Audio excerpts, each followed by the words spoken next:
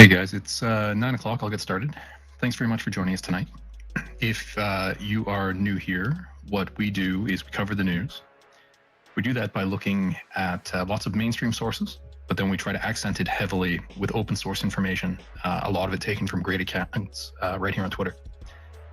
In addition to covering the news, we try to present some tools and techniques so that whether you're new to looking at open source information or you've been at it a while, hopefully you learn a few things, everybody can bring their skills up together.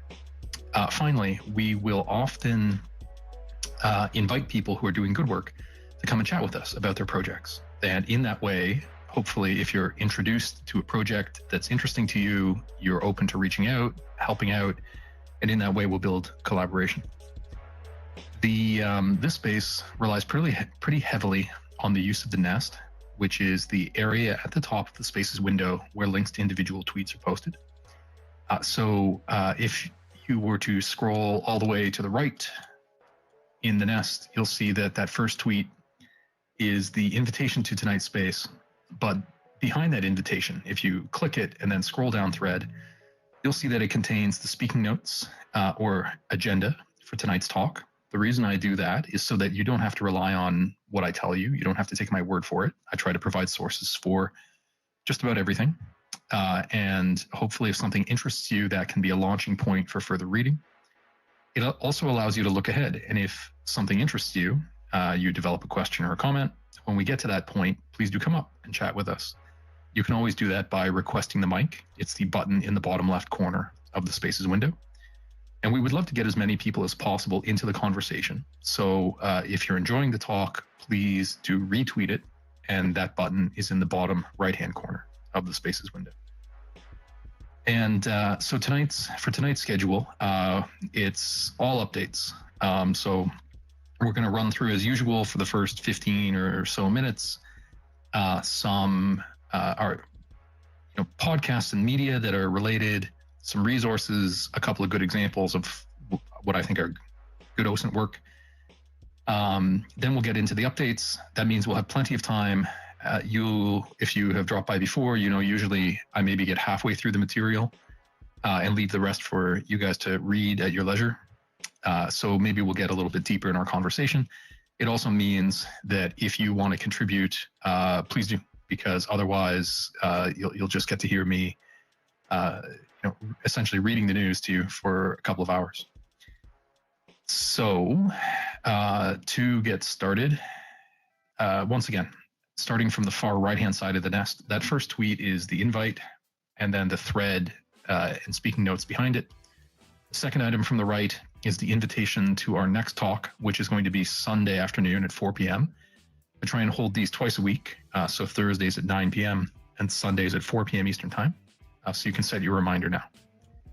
The third item from the right is a reminder that friends of ours are live streaming this discussion to YouTube. I always encourage you to participate here on Twitter because that's how you can come up and speak. But if you miss an episode and want to catch up, or if it's just easier to listen if you're driving or doing chores, you can check out that YouTube account.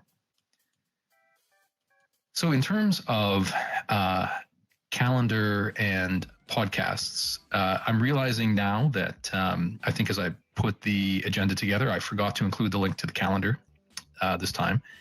But maybe we'll grab an older link to it and put it up in the nest.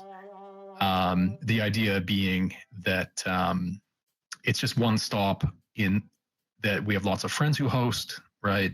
Our friends at Tochny do talks on Sunday afternoons. Occasionally, Piotr will hold some geopolitical spaces. Sam Bendet has his spaces once a month as well on drones. There are a variety of spaces coming and going. And then we add outside events to that as well. So I think it's helpful. If you have any events connected either to OSINT or the war in Ukraine that are coming up and you think people would be interested in, please do DM them either to me or to Jacoby, my co-host, and we'll get them on the calendar. And so I won't break these podcast items out to the nest individually. I'll just speak to them quickly. There are a fair number this week.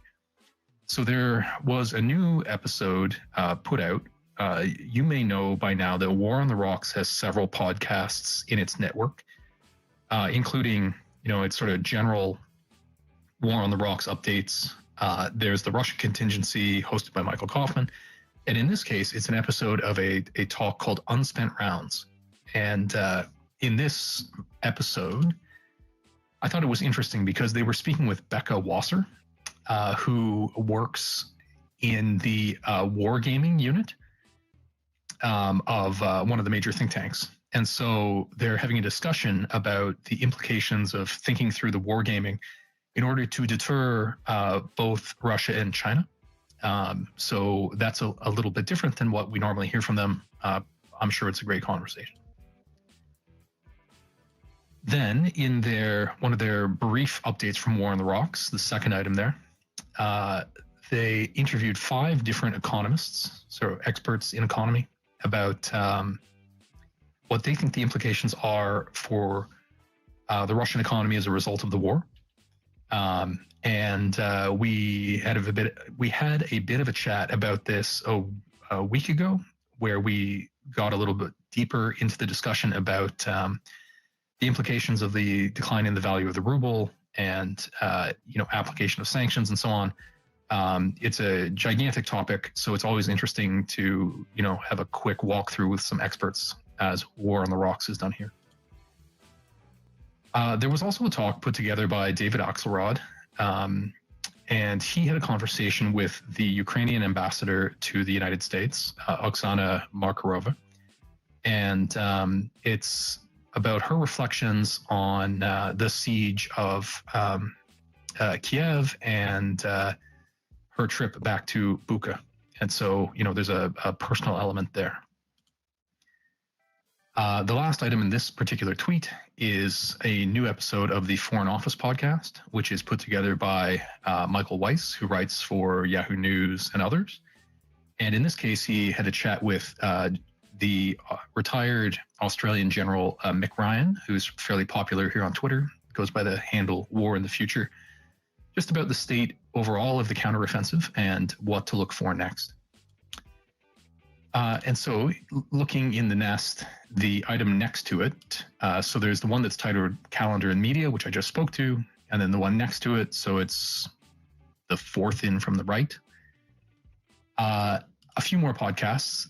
There was one put together by the Cipher Brief, which is they regularly do talks on espionage and the like. And in this case, they had on a veteran CIA agent, Beth Sanner, in order to talk about the consequences of Prigozhin's death and what can be concluded from that following the Wagner revolt. Interestingly, there's another talk. So there are several good Intel podcasts, by the way. Part of the reason I include these is just to draw your guys' attention to these generally. So there's the Cipher Brief. There is one I think called Intel Matters. And you'll also see there's one in that tweet under the heading Ukraine and Intelligence, David Petraeus. That's a podcast called Spycast. And again, of course, they spoke with former General and CIA Director David Petraeus to discuss the implications of intelligence gathering in the war in Ukraine. There is an event, I think it's upcoming next week. I think it's next Monday. So it's under the heading Frontline Club. And that's a talk being hosted by the Frontline Club. And they have several interesting participants, including Christopher Miller, who is, I believe he's at the Financial Times, Paulina Ivanova, and Mark McKinnon, who's at the Canadian newspaper, The Globe and Mail, just to discuss the events in the war so far. And I know that Chris Miller has a new book out, so I'm sure they'll discuss that as well. Finally, just a reminder, at the last item in that tweet, where it says Sam Vendette on drones, is that our friend Sam, who's chatted with us here a couple of times, he'll be holding his, I think it's now his third of his monthly spaces, just updating on developments in drone warfare. looking both at the Ukrainian and Russian experiences. I think once again, they're going to focus on Russian volunteer groups and their ongoing work to train drone operators. So set your reminders for that. Moving along in the nest, so I believe in the meantime that my co-host Exit added as the first item a link to the calendar that I missed putting in. So if you want to have a look at it, you can have it there. Also note that our friend Planet, whose tweet has been added, does a daily publication of the calendar just to highlight what's on each day. So you might want to consider following Planet to stay up to date each day. So let's see here, the third item from the left under the heading Resources and Examples. I'll just run through a few of these fairly quickly. I will break a couple of these out to the nest. The first of which will appear in a moment. Bellingcat held a Discord live talk last week on techniques in doing research into corporate control, corporate ownership. And following that talk, they then put together a how-to walkthrough. Again, how to use the Open Corporates API so you can interface with that Open Corporates database if you're digging into ownership. The second item in the nest now, occasionally I like to highlight job opportunities. A couple of them have come up in the last few days. The one I thought I would highlight, and it's a fairly experienced or senior position, but I do know we have some very accomplished people who drop in to listen sometimes, is that Crisis Group is looking for a senior Ukraine analyst.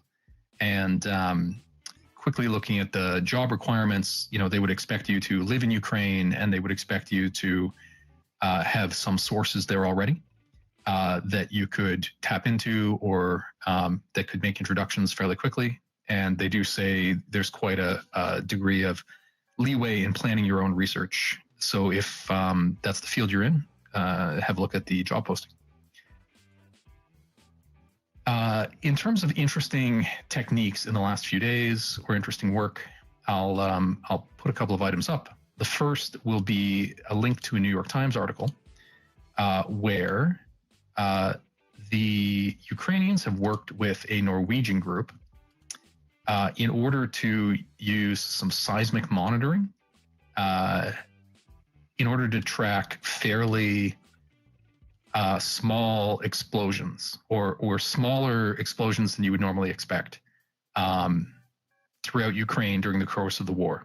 And I think this probably took a lot of calibration in order to distinguish these, but they have a huge data set now, so I suspect that has made it a fair bit easier.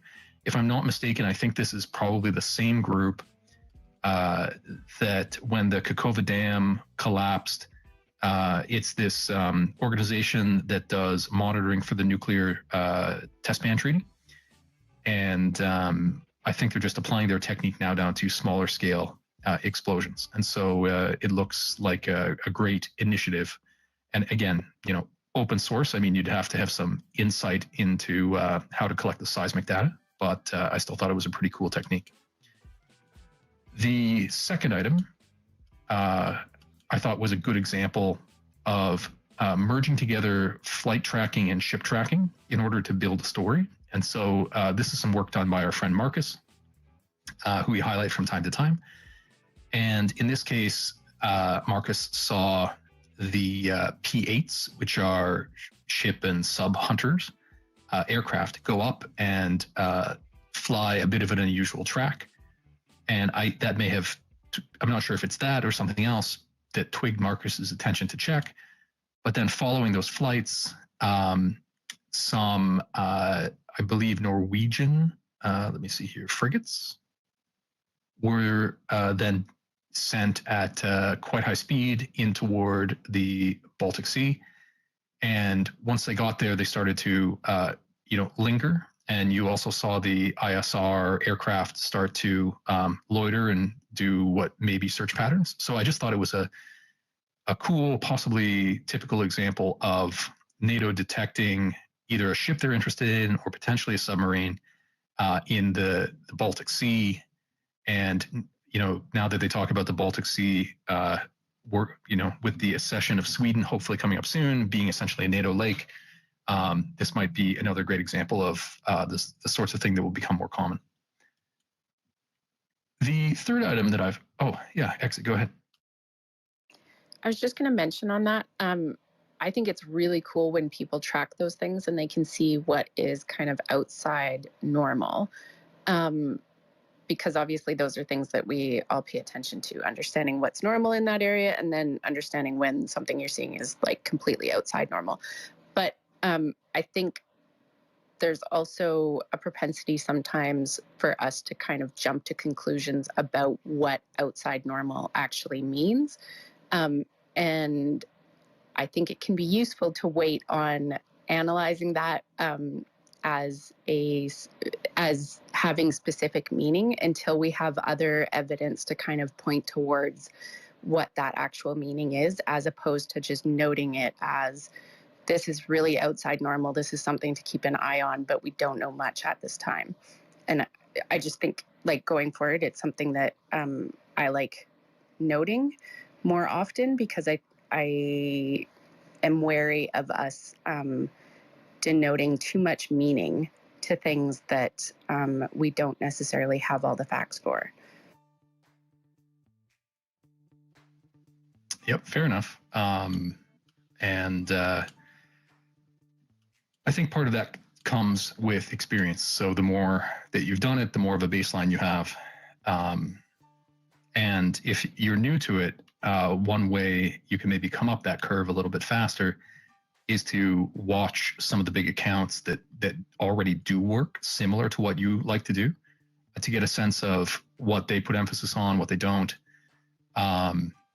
And if you have already built a little bit of a reputation for yourself, I would encourage you to reach out to people. It has been shocking to me and awesome here on Twitter how as long as you show that you're serious about what you're doing and you have a bit of a track record, that people will just chat with you. So if you don't know if something's unusual or outside the normal, message one of those big accounts and say, hey, I caught this thing. It looks interesting.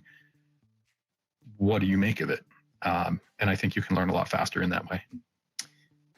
I do like in this section to sometimes put up questions that people have, because even some of the big accounts will just say, hey, figuring this out would be super time consuming and the wisdom of the crowd can just solve this for me. So I should just ask. So the first item up in the nest, tweet from Jack Margolin, who does a lot of work tracking Wagner. And in connection with some of the funerals of those who died in the plane crash, at their funerals, their medals were on display.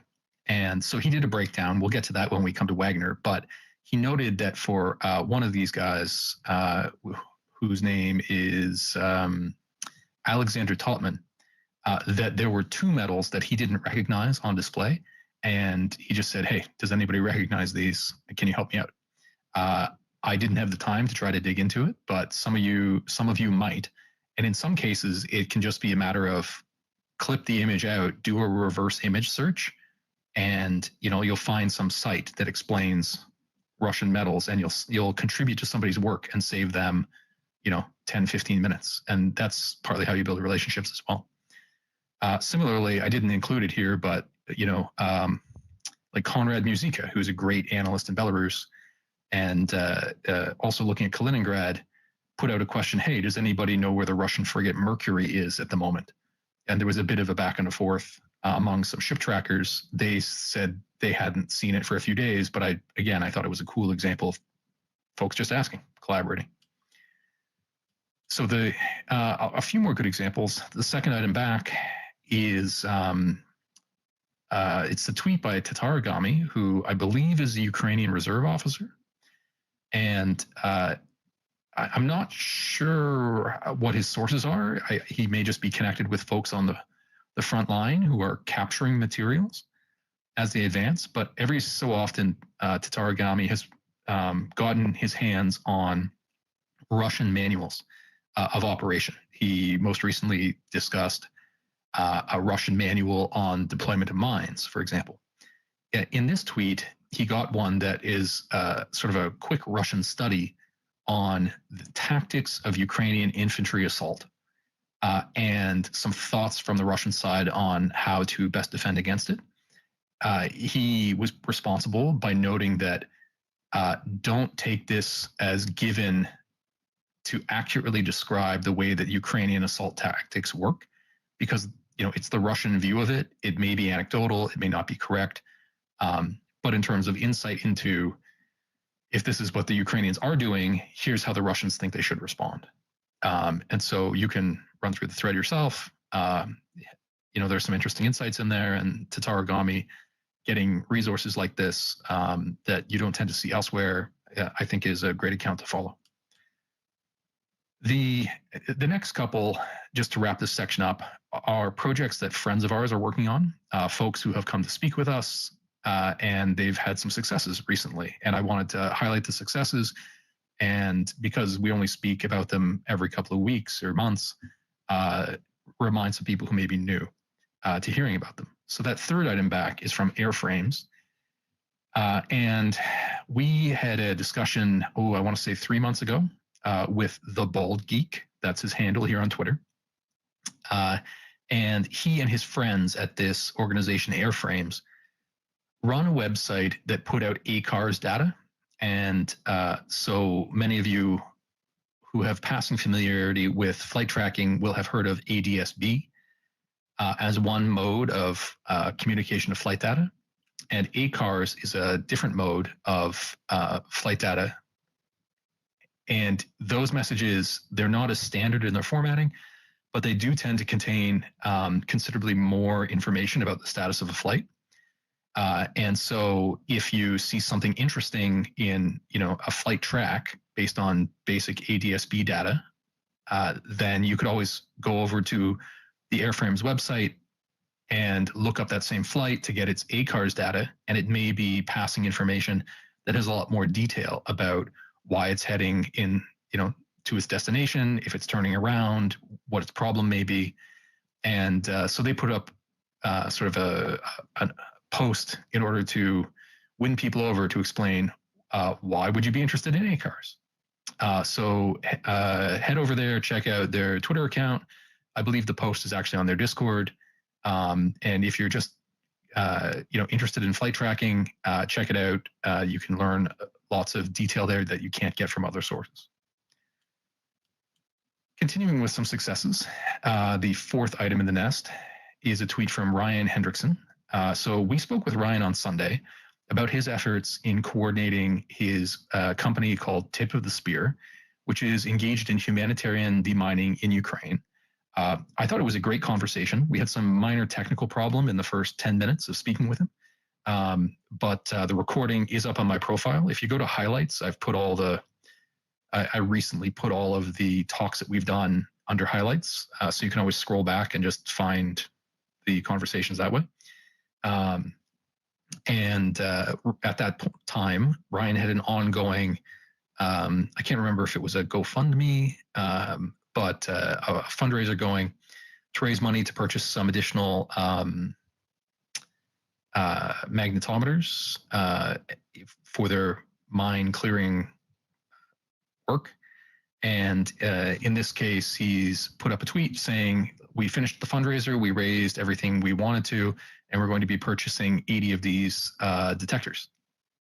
And he does note that they're still raising some funds, so there's a link there where you could support him if you were interested, but I thought it was great that they met their initial goal.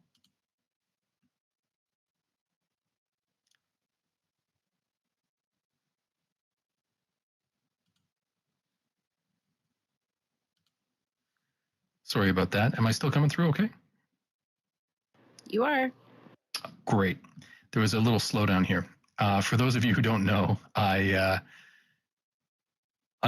always trying to improve the technical setup I have going here, so I'm using a totally different emulator package, and it slowed down for just a moment there, but hopefully we'll avoid crashes tonight. Fingers crossed. The fifth item back in the nest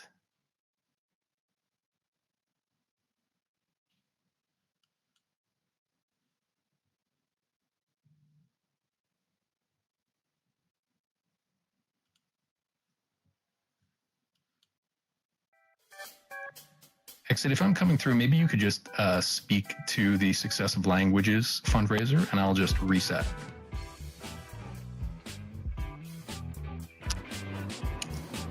The Success of Languages fundraiser. Sorry. Yes, I absolutely can. Language learner, who a whole bunch of us know, and has been around since the beginning times, as I've started to call them. He was raising some funds for some tourniquets, which obviously are just unbelievably life-saving in Ukraine right now, especially on the front lines. They were able to raise a bunch of funds, and they were able to, that fundraiser was, I think, about 2 weeks ago now, and they've been able to get all of the tourniquets delivered already. There's 1,100 of them, and they've been delivered to language in Ukraine. And now they can start getting them out into the hands of the soldiers that they train on the front lines. So if you were here with us the last time that language was in, he does frontline medical training for soldiers headed to the front line. Sorry, redundant. But anyways, what they're doing is making sure that they check everybody's tourniquet before they head out, and make sure that they're actually a good quality tourniquet, not a knockoff or something that is going to break when they go to first use it.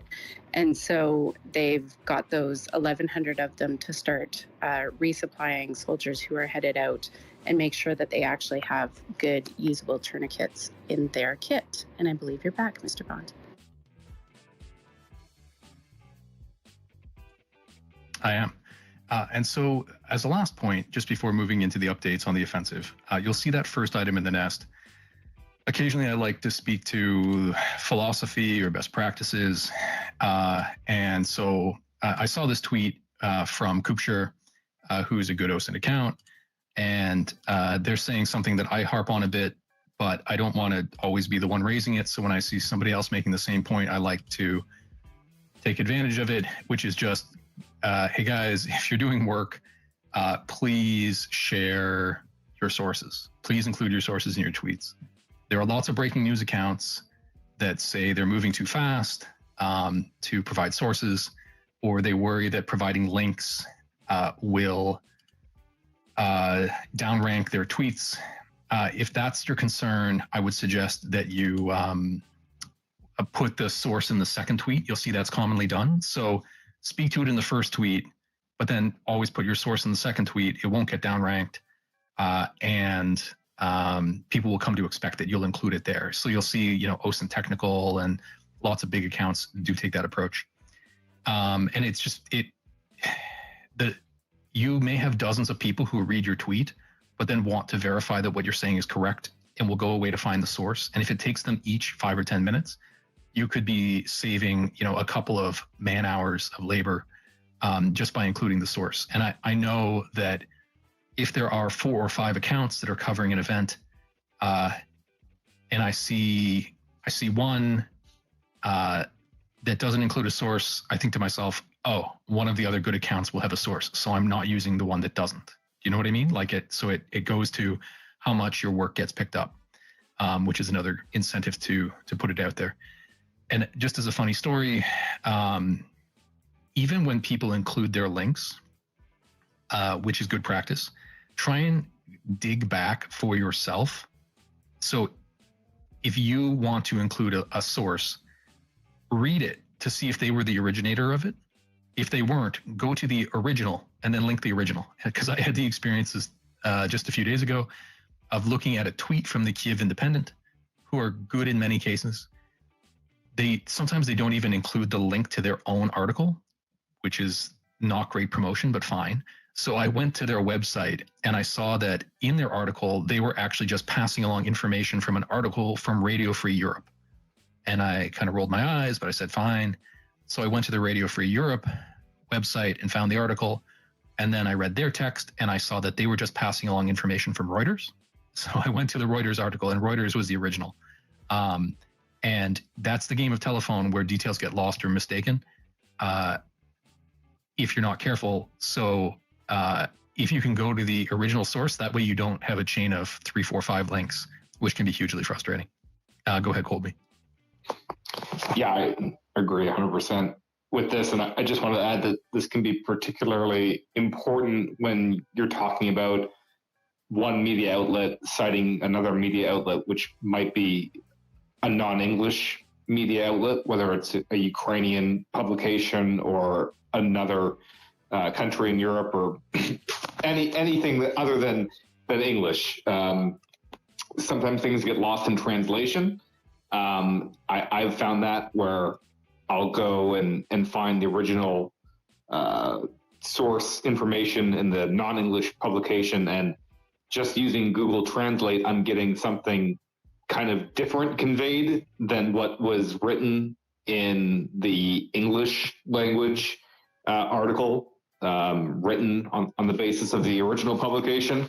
So, maybe their translation is better, maybe it isn't, but I've definitely had situations where I found that the Google Translate was more accurate after I actually had the information validated by a native speaker who said that, yeah, the translation there is actually good, and the way it was interpreted by the other outlet was not really correct. So I would just add it's extra important sometimes in those particular situations. And I agree in particular that when one source is translating from another language, often if it's an argument for something or speculation about something, or even sometimes just a joke, those all get translated into fact, which is, an unfortunate thing to happen. So you'll see me reply. I'm trying not to be a pain about it, but if you ever look at like my replies tab on my profile, you'll often see me going to the replies saying that's not exactly what this says. What this says, like there was just little things like there was a statement about how Ukraine is developing half a dozen drones, some of which have a range of up to 1,000 kilometers. And then what was reported by multiple outlets was Ukraine is developing half a dozen drones that have a range of up to 1,000 kilometers. So that just goes to how many long-range drones there are. And it's a small difference, but like a lot of the time I let it slide just because I don't have the energy for it. But sometimes I'll be in there saying, no, this is not what the original says. We'll take a comment from Chris, and then we'll go back to Colby.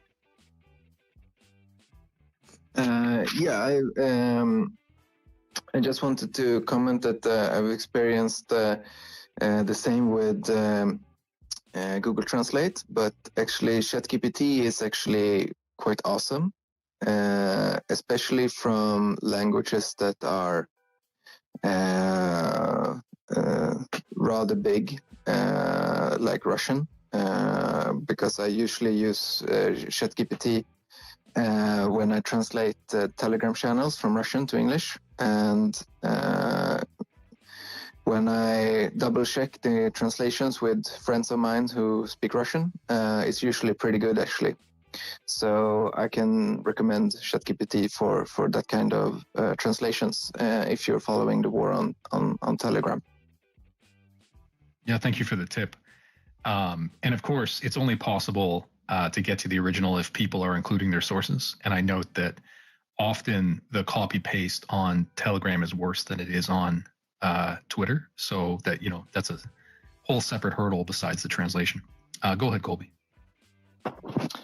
Yeah, I wanted to add as well that the reverse problem is also something that people definitely need to be aware of. And what I mean by that is if you have Ukrainians or other people in Europe or elsewhere for whom English is a second language, oftentimes they will be reading English language reports and they will not understand what is actually being said, and they might say something different and provide the source. And again, to Michael's point, often without a link. So they'll say, oh, this publication in the United States said this. And then you ask, well, where's the source of this? I don't know where this is coming from. And then you do some digging and you find, something that kind of is along the lines of what they were saying, but doesn't really say the same thing at all.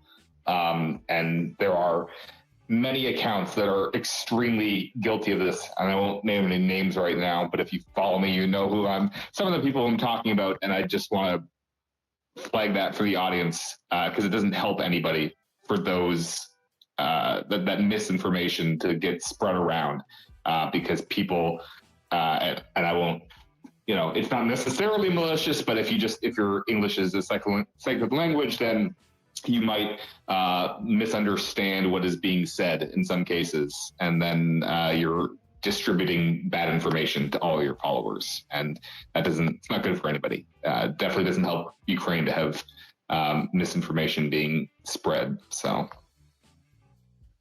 and I know if you're a listener that this might be taking you to flashbacks of high school or college, with professors giving you a hard time about sourcing. And I do feel like that sometimes myself, but believe me, if it saves me, half an hour in a day, if I'm trying to source 4 or 5 articles, I appreciate it. Okay.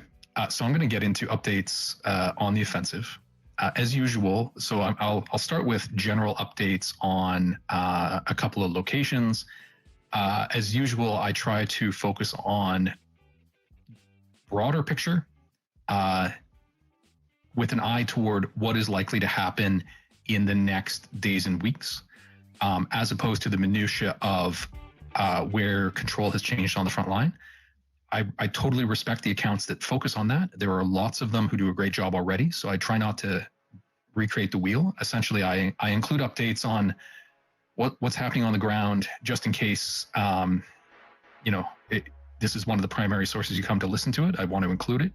But I would encourage you to look at these other great accounts, which is why I usually include a selection of the better maps that are put together here on Twitter. So that's the first item in the nest. As usual, I have chosen a number of options because they have different sources. They'll make different calls about control. They also have different features. Some of them will include unit locations, some won't. Some will show change, some will do GIFs. So you get a different features from different sources.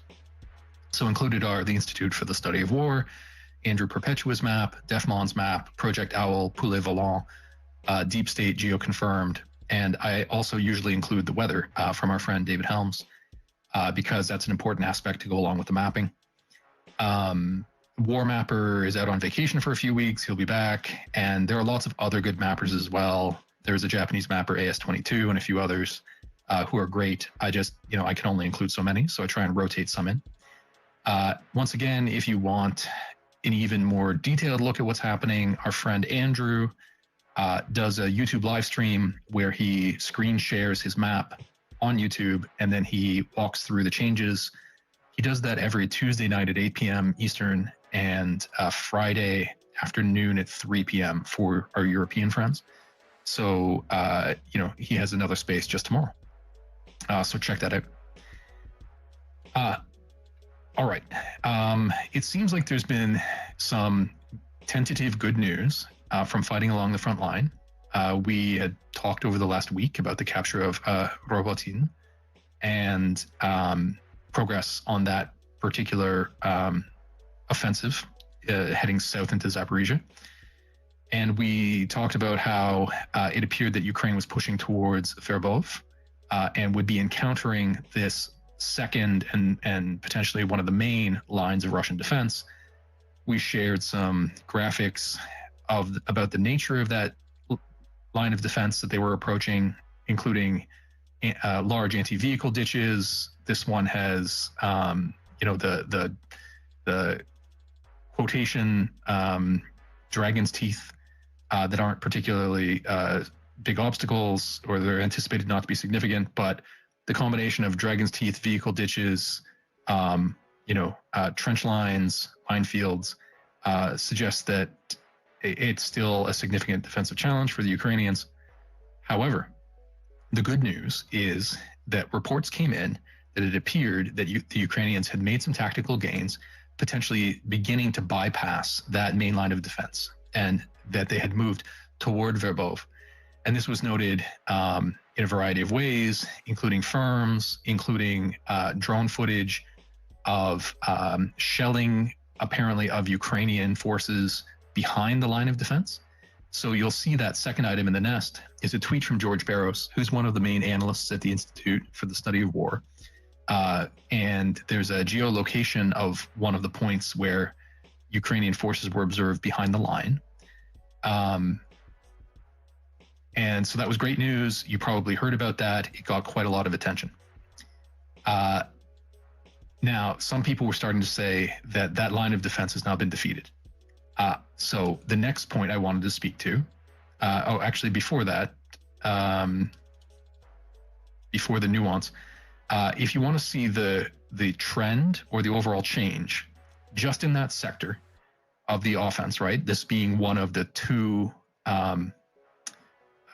lines of attack down into Zaporizhia, you'll see that the fourth item in the nest is a tweet from OSINT Technical, where he's created a GIF that shows the change in control for the last 2 weeks. So that gives you a sense of how they're making progress, and helps illustrate.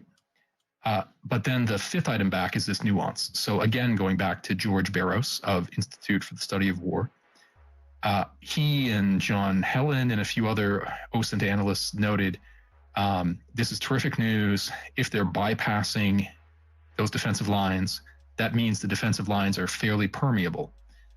But a lot of people were tweeting about the idea that Ukraine had breached the defensive line. And George is pointing out that as a strict matter in military terminology, a breach would be where you pass through a defensive position and you clear a channel that you sort of control. So you actually remove the obstacles in a section of the defensive line so that you can pass through them unimpeded.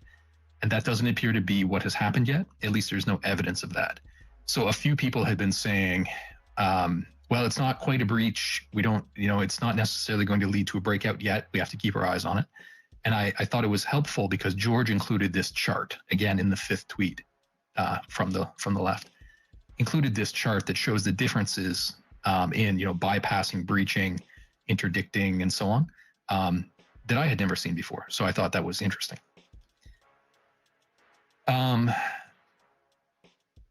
And what that's led some people to is saying, well, this seems like good progress. This is optimistic for the Ukrainians.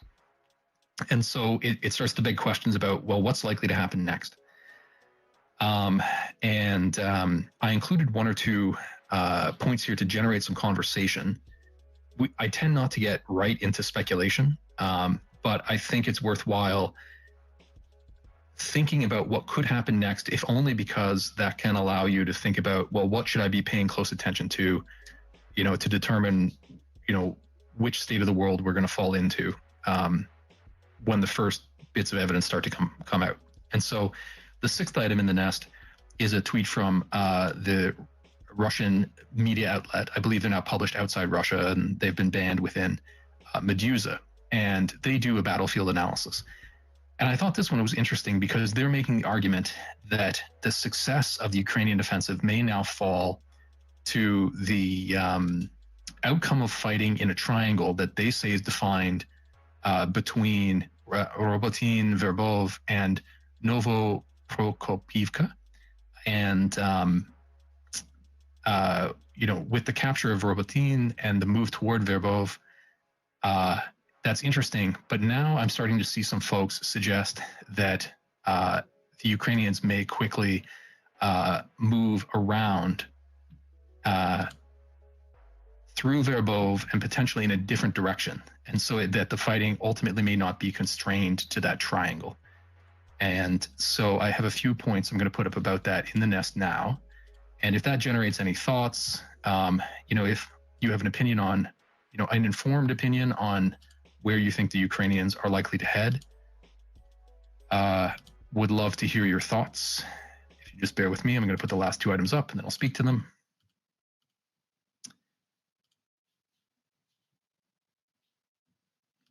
So you may be of the opinion that they will keep the fighting in that triangle that I just described.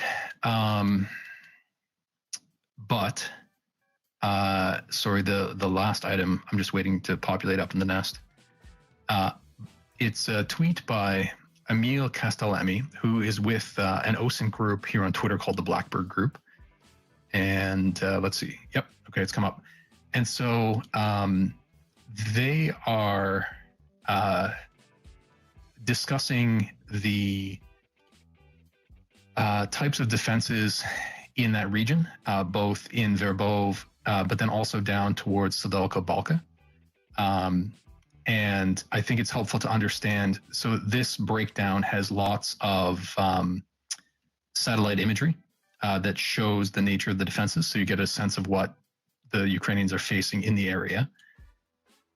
And then the idea that the Ukrainians may push through Verbov quickly is potentially, and this is unconfirmed, but it's an interesting inference, by the second tweet in the nest from Australia Intel.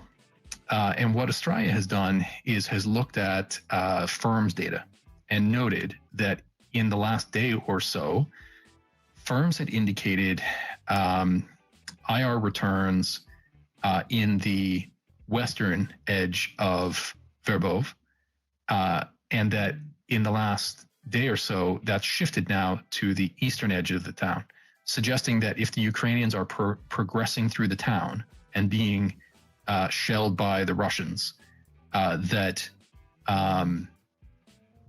the progress is actually being made through the village itself. And if this is happening within a day, that would suggest a decent rate of progress. If they were to move through Verbov, then one of the next targets to the east would be a village called Terasivka. And so if you have a look at the third item in the nest, some accounts have started to turn their attention there. And they've noted similarly that there appeared to be some fires and artillery exchange around Terasivka, and that it's 10 kilometers to the west of Verbov. So that's led some people to say perhaps the Ukrainians may push through and out of that triangle that was described in the Medusa article and push further to the east. Where others say, well, no, it's likely that the Ukrainians are just widening the thrust so that their supply lines are more defended in the middle and that they won't actually push that much further to the east. That leads me to the fourth item in the nest. Now, this is a little different than what I normally do. Things like this tweet I see, and I say to myself, that's interesting, and I file it away, and then I don't bring it up in the space because it's speculative. Anybody can draw lines on a map. No offense to the person tweeting this out, but I don't know them as a particular analyst.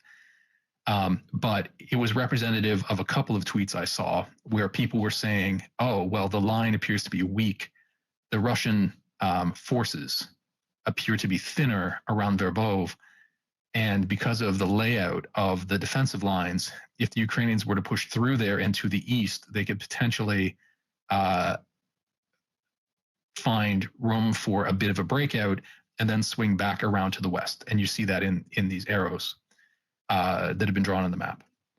Now, in response to this idea starting to float around, I've seen several people say, well, it's usually much harder on the ground to accomplish than it is to just draw the arrow on the map, which I totally understand. But I'm putting this up not necessarily because I think that's the way the Ukrainians will go, but to generate a bit of a discussion about if anybody has any sense about whether the Ukrainians pushing to the east makes sense, or whether this is just to sort of wrap up, a cluster of Russian resistance as the Ukrainians will focus on pushing directly to the south. I don't know if you guys have any opinions. And it could be that nobody wants to go on the record about their thoughts, because it does seem like there are, two little pushes, one to the east and one to the south, that are developing independently, and it's not clear if they're going to connect them or if they're going to emphasize one or the other, or whether it may just depend on what level of resistance they find. And then I'll go to the hands in a moment, but the last item in this sort of concept, the fifth in the nest, again from Emil Castellemi of the Blackbird Group. And I'm sorry, I misspoke. That earlier tweet from him was about the idea of widening the push or keeping it focused strictly to the south, whereas the fifth item back in the nest, is about a walkthrough of the defenses in the region. So if the Ukrainians were to push a little further east, what defenses would they encounter? And if the Ukrainians were to push a little bit further south through Solod-Kabalka, what defenses would they encounter? And it includes a whole bunch of satellite imagery of those defensive lines. Nukes, would you like to go ahead? And then we'll go to Colby. Why don't you let Colby go first, because I was trying to pull something up and I'm not quite ready. Sure, go ahead, Colby. Yeah, I won't speculate too much about what the Ukrainians are going to do. I'll just say that I think it's definitely necessary for them to widen their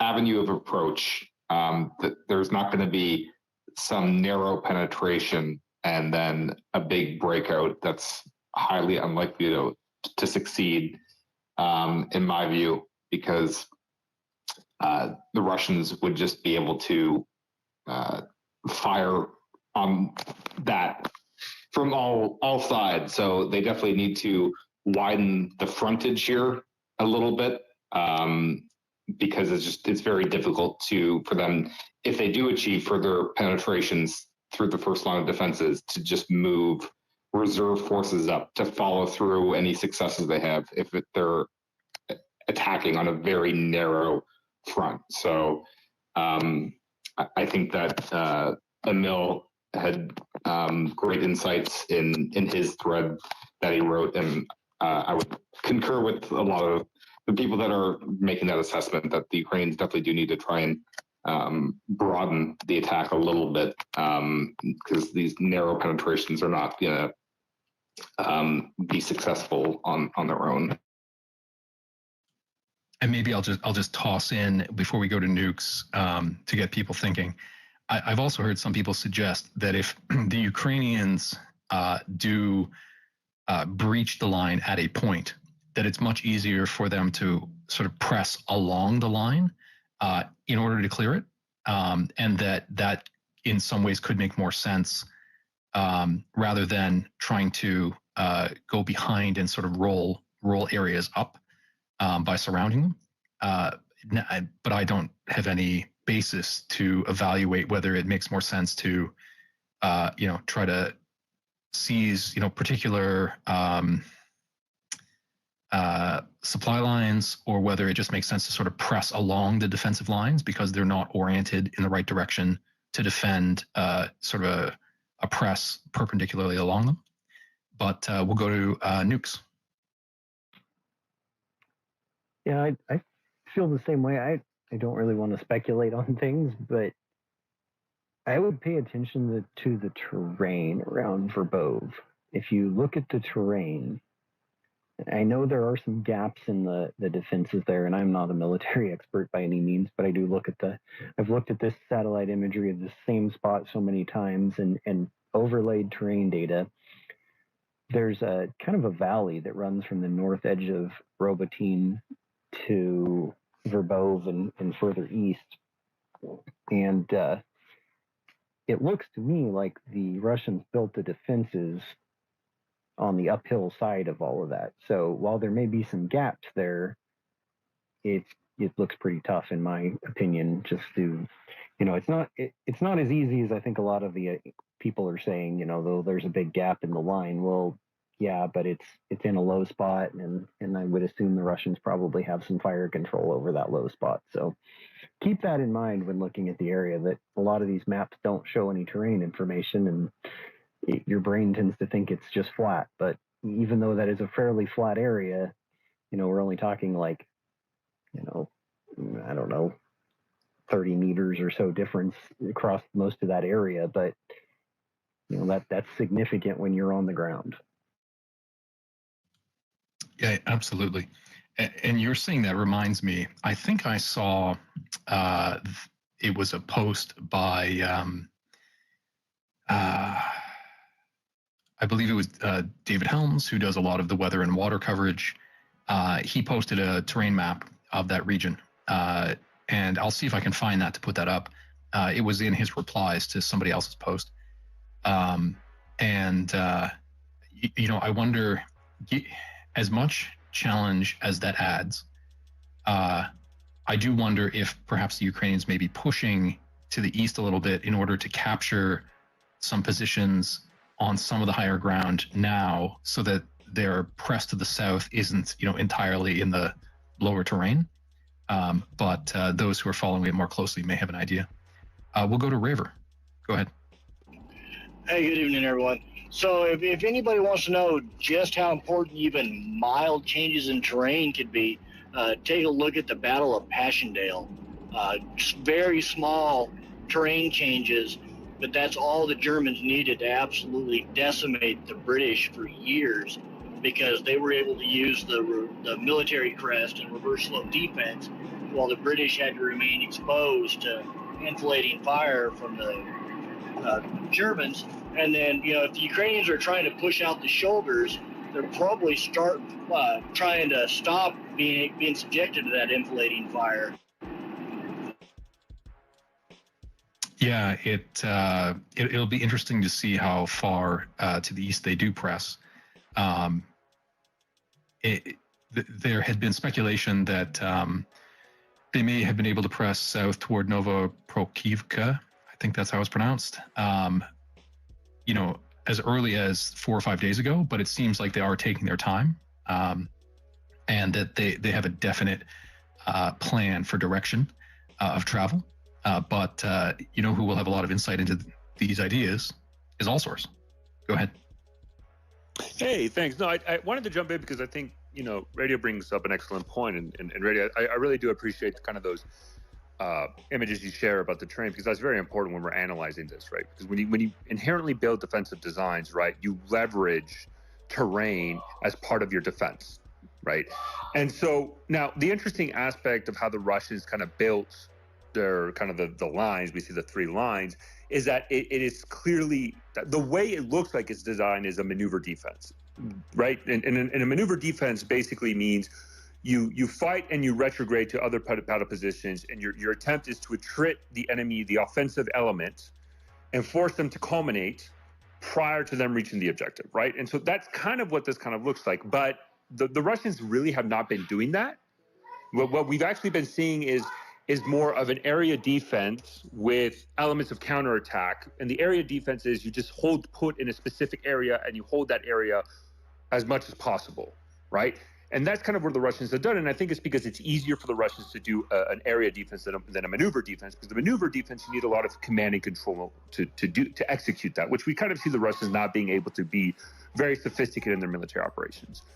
But to Radio's point, right, the terrain is very important, right? And the Russians looks like they designed the defensive areas, and the areas where there's kind of gaps, quote unquote, is Radio's point, is that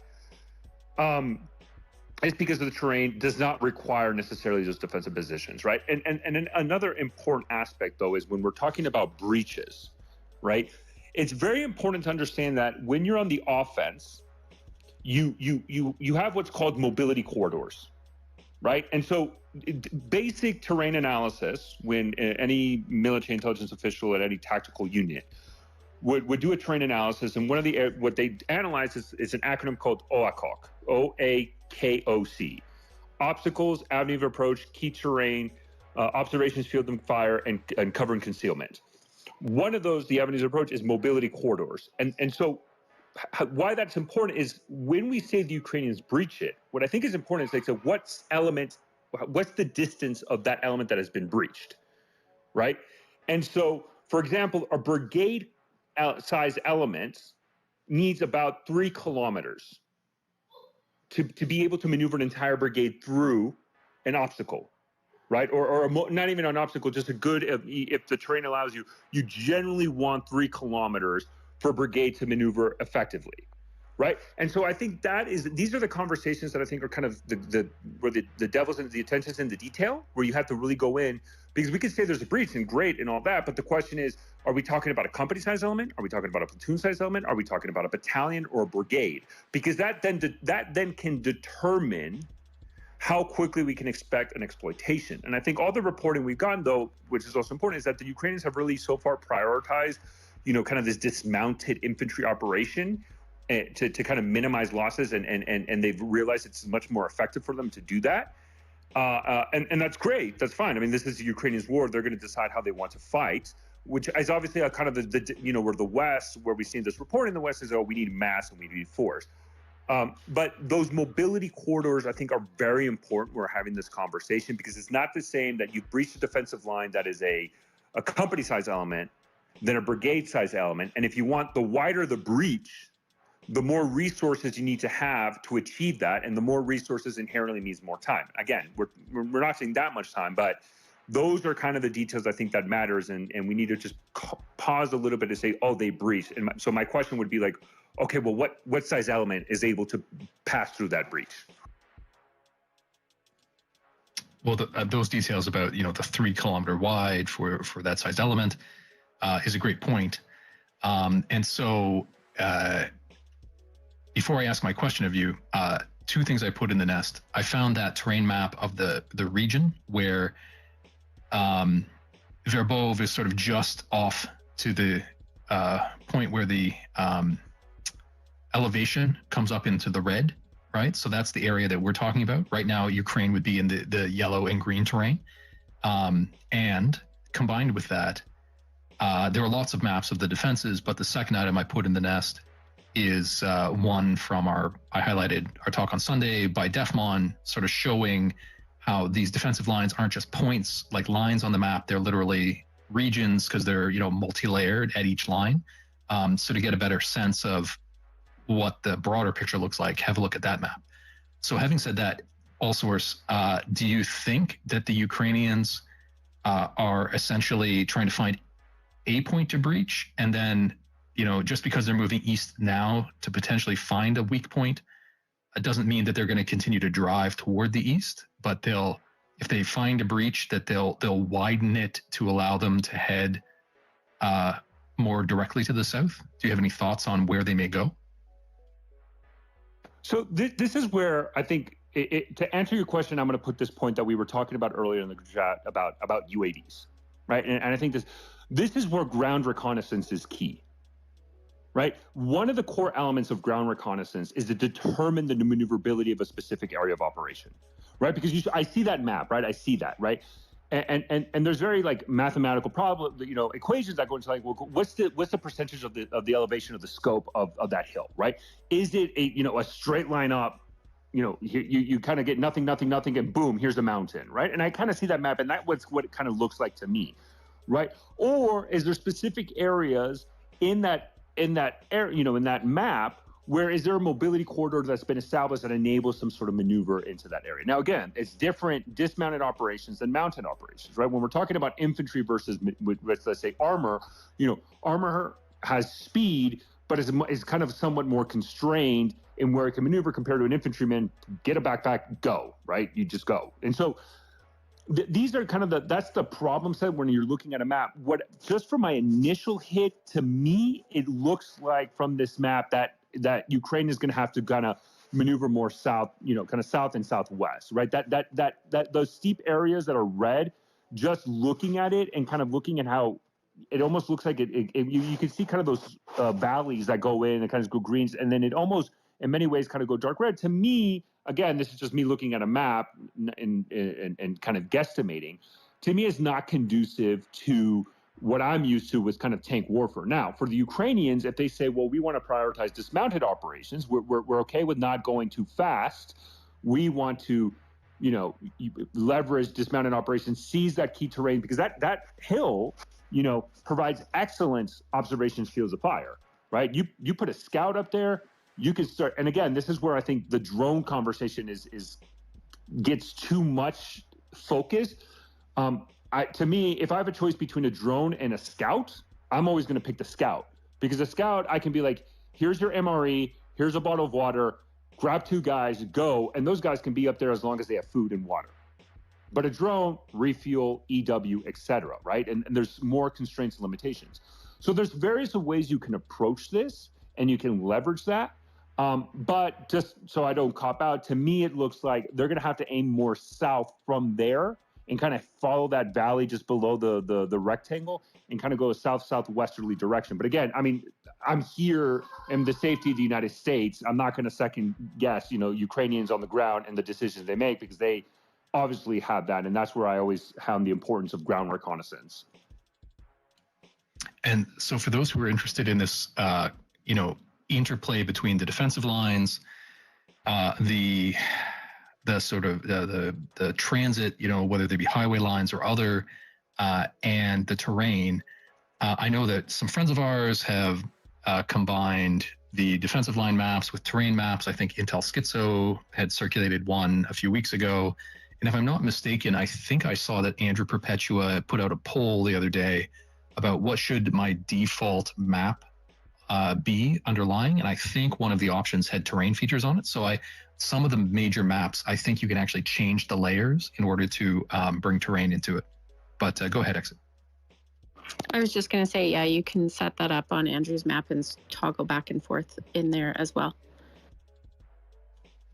Which is partly why it pays to, when I put that tweet with the various maps up, take some time to dig through them, because some of them have some really amazing features, including those that have unit positions on them. You can do searches for the units.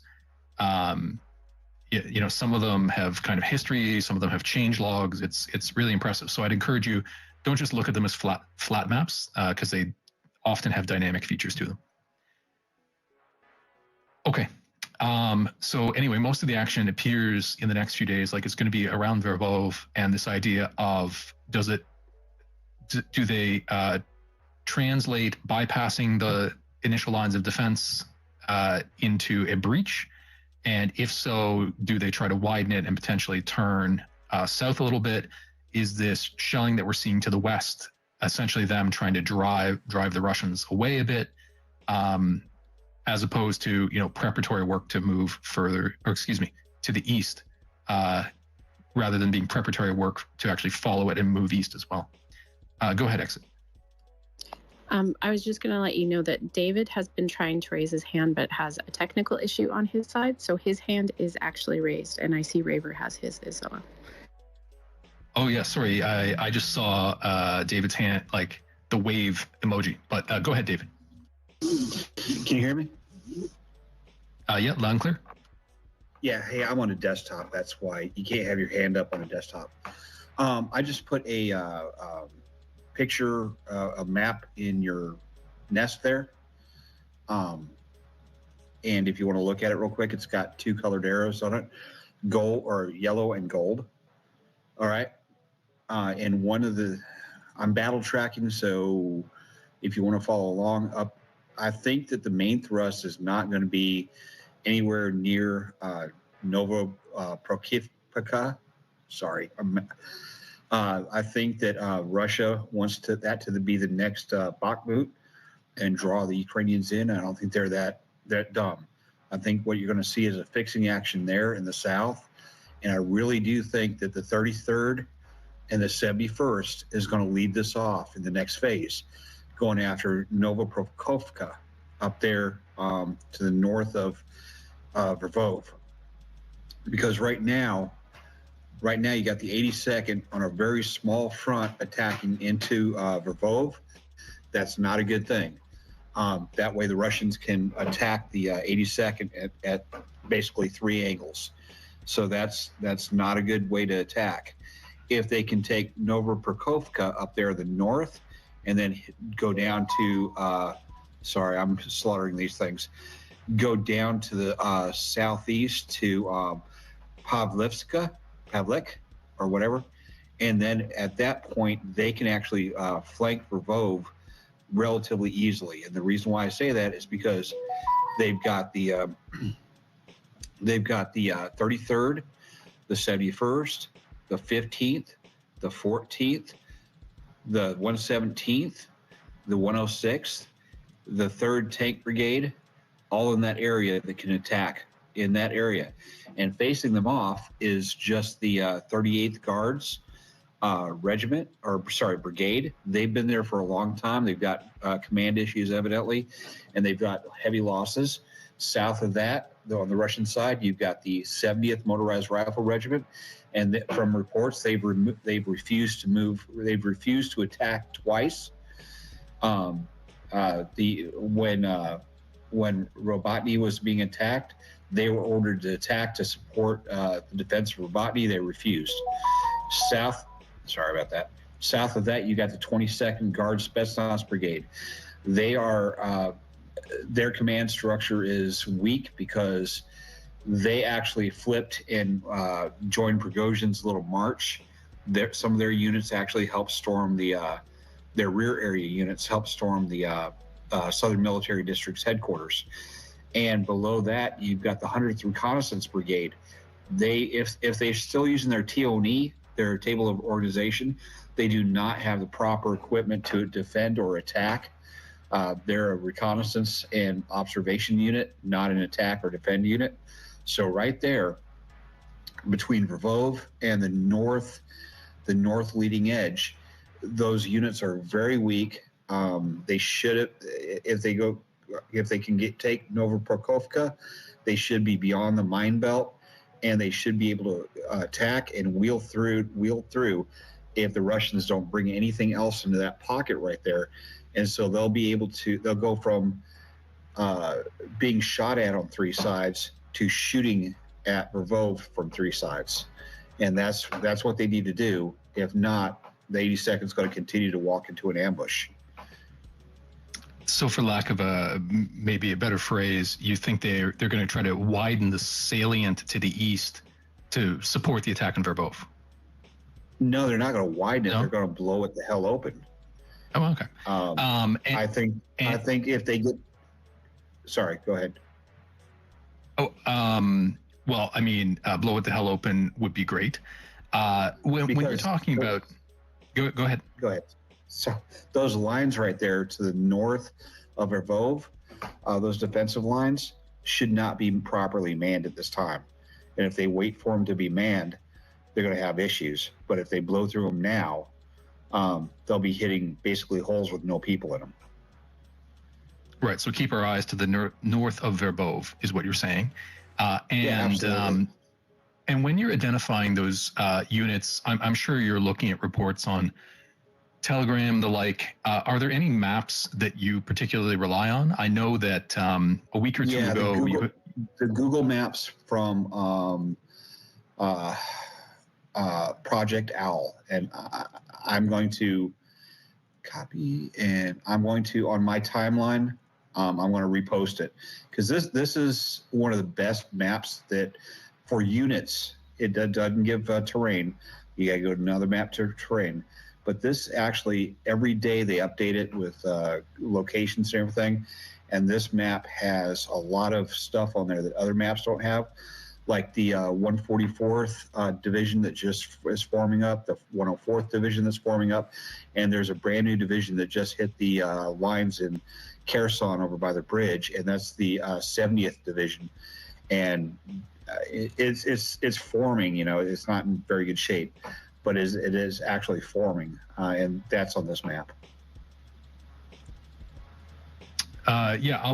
We have, you may not have heard, but we have a tweet, here, I'll put it up, that contains a whole bunch of the various maps. So if people are looking for the link to that UA control map, which is the one done by Project Owl, it's in that tweet that's in the nest now. It's great that you find that map good. You had put out a tweet maybe 2-3 weeks ago looking for a particular unit, and I think I may have twigged you to that search function on the Project Owl map. So I think it's a great one. Yeah, and it's trying to find some of these little units or units that are in transit and everything is interesting. But I really do think that Russia is trying to draw Ukraine into a fight in Novopokrovka.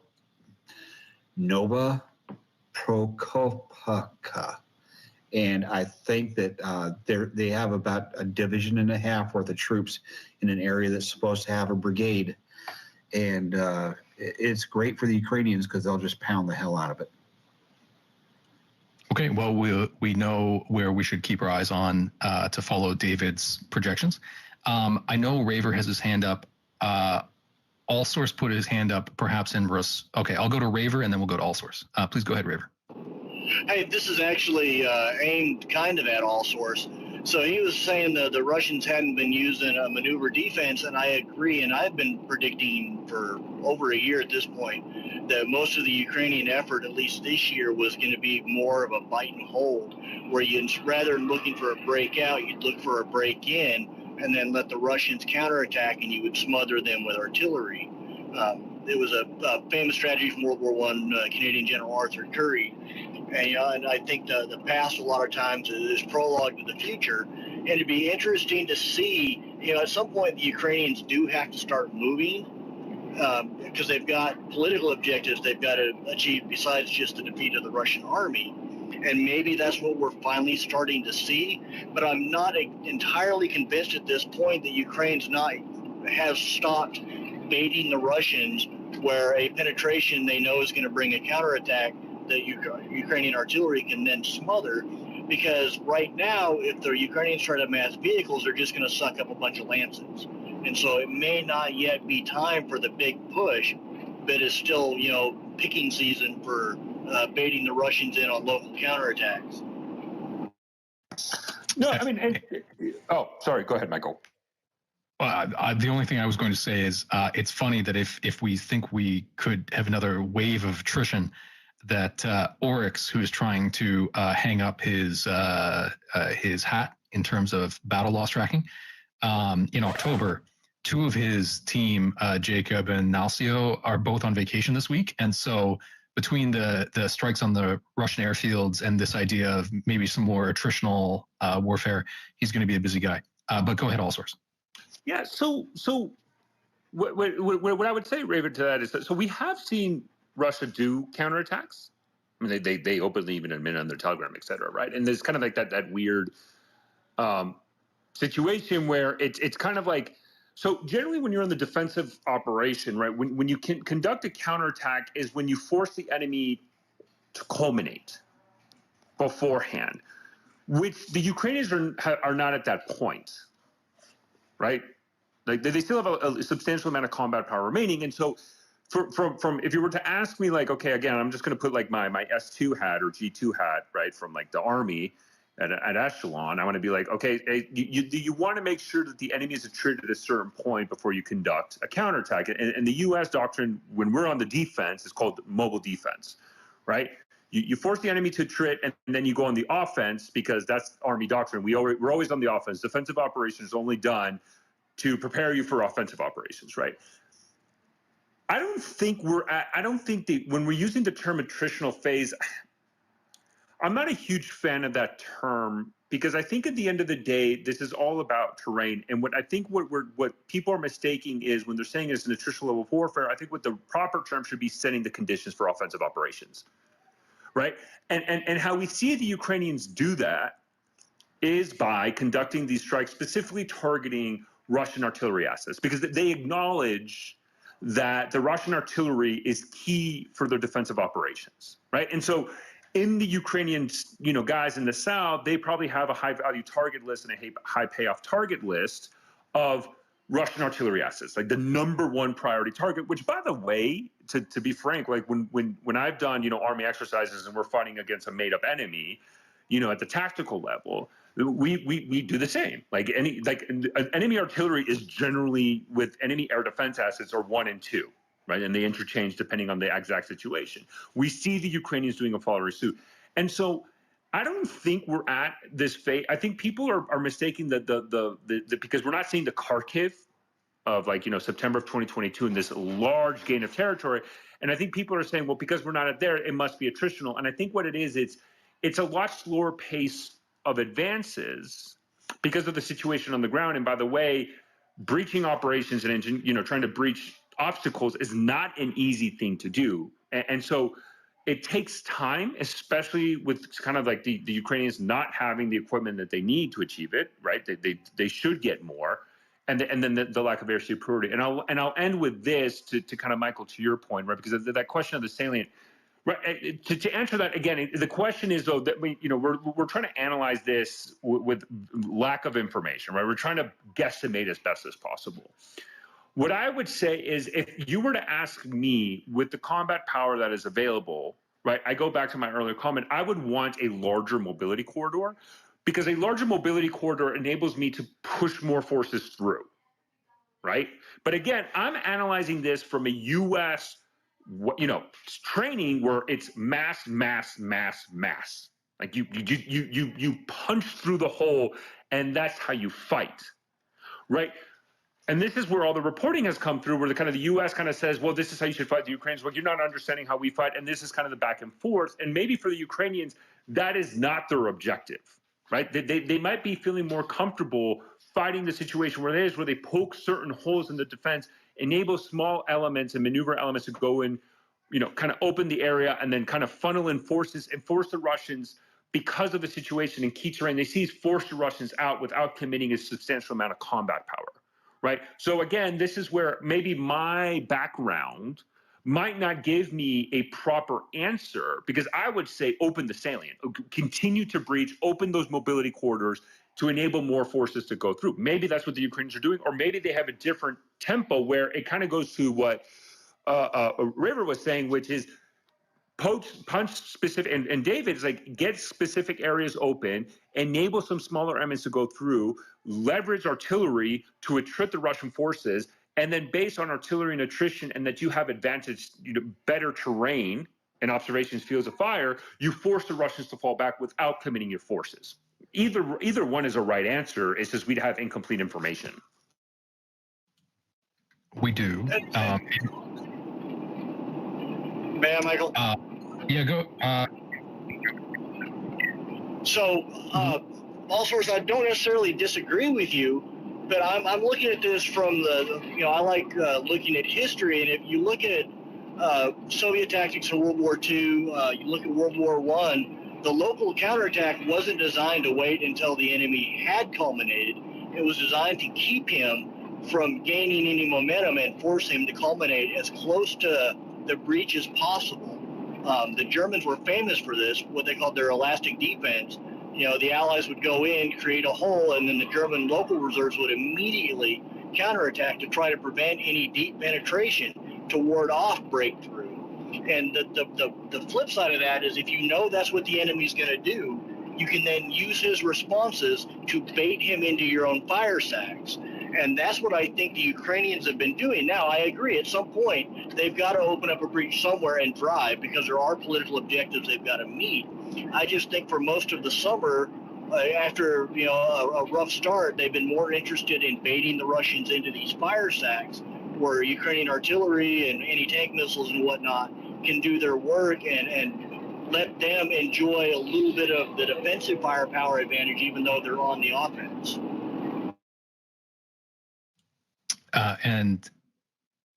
It's interesting. We'll see how that all plays out. Also spoke to us are not having complete information, which is totally true. I wanted to highlight there was an interesting back and forth between John Helen, an OSINT analyst here on Twitter. I think he's also an intelligence reserve officer in one of the Baltic countries. And Rob Lee chimed in because they were talking about the number of Ukrainian elements that had been involved in the liberation of Robotyne. And you'll see I put it at the front of the nest. I know this is just opinion, but because it comes from Rob, who's looking at this incredibly closely, he chimed in with, I think that people have generally underestimated how much of Ukraine's forces have been committed. So he's suggesting more have been committed than have been realized. And people have overestimated how much of the Russian reserves have been committed. And so, that's going to be an open question driving all of this strategy as well. I think David wanted to chime in. So we'll go back to David and then we'll keep rolling with updates. Hey, can you hear me? Yep. Hey, All Source, you here? I'm here. Yeah. Yeah. Hey, I've been looking this, following this, and right now, from the maps that we have, and I'm in Texas. I'm doing the G2 thing, crystal ball. The thing about Novopavlovka is there, from all estimates, there's 13 to 14 brigade or regimental sized units in an area 6 miles by 4 miles.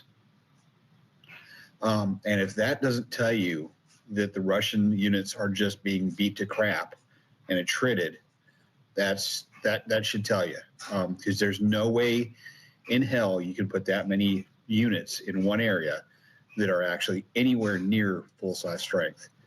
And that breach from Vervov up north is about 7 kilometers wide, and properly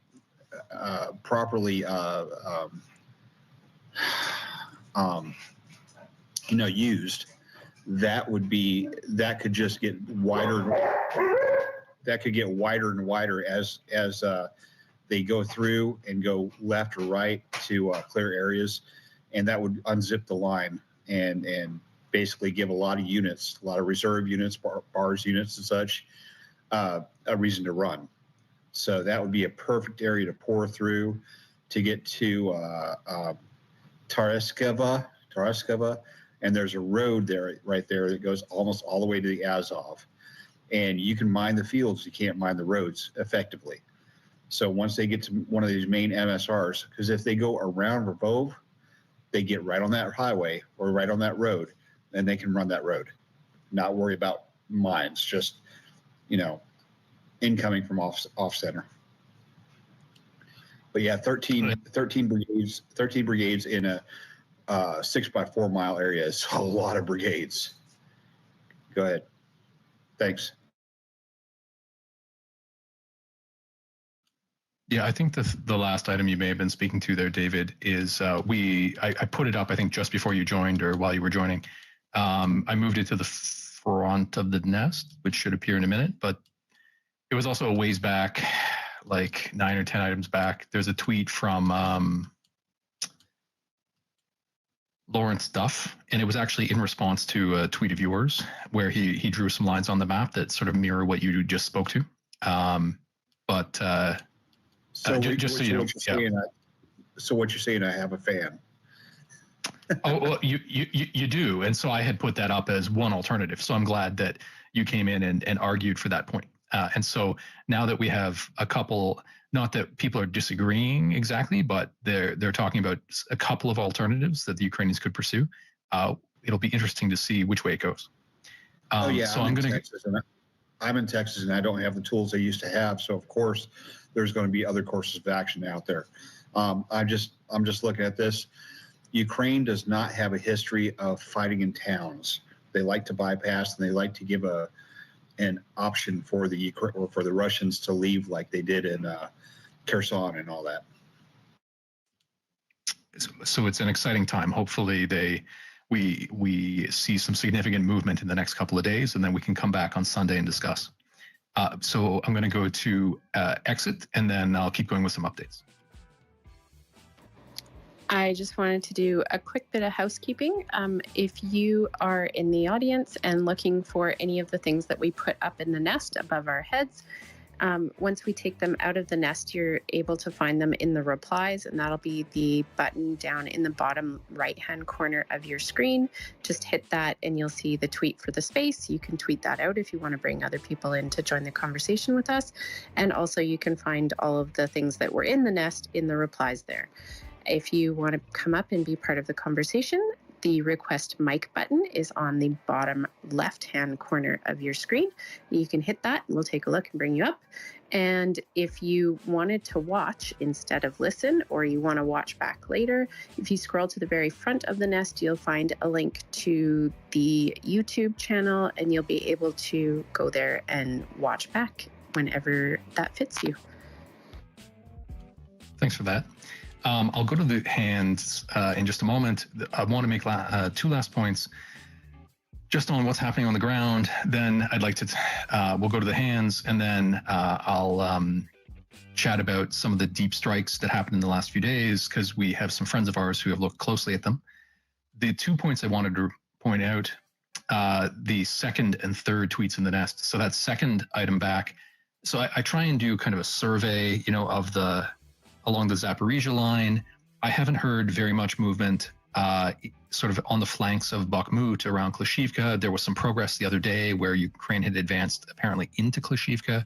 I haven't heard in a day or two about much change there.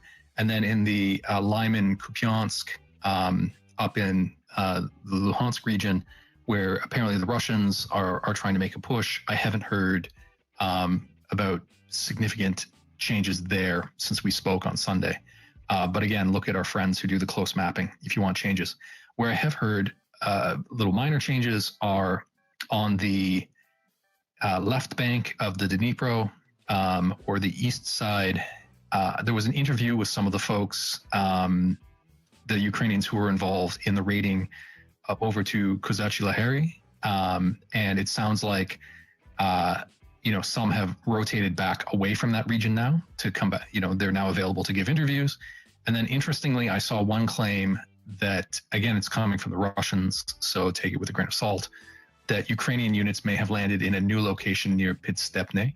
And you can see that in the tweet from Smart UA Cat in the nest. So there are suggestions that the Ukrainians may have landed in now, 3 locations and potentially be maintaining some presence in all of them. The last item, just sort of in connection with what's happening on the ground generally. Third item in the nest, it's an interview with the German news outlet Welt. They were interviewing Danilov, who's the head of the Ukrainian, I think it's like the National Security Council. And Danilov has always struck me as a very straight shooter. The thing that drew my attention to this interview is that within it, he was very critical of the number floating around saying that Ukraine had sustained 70,000 dead.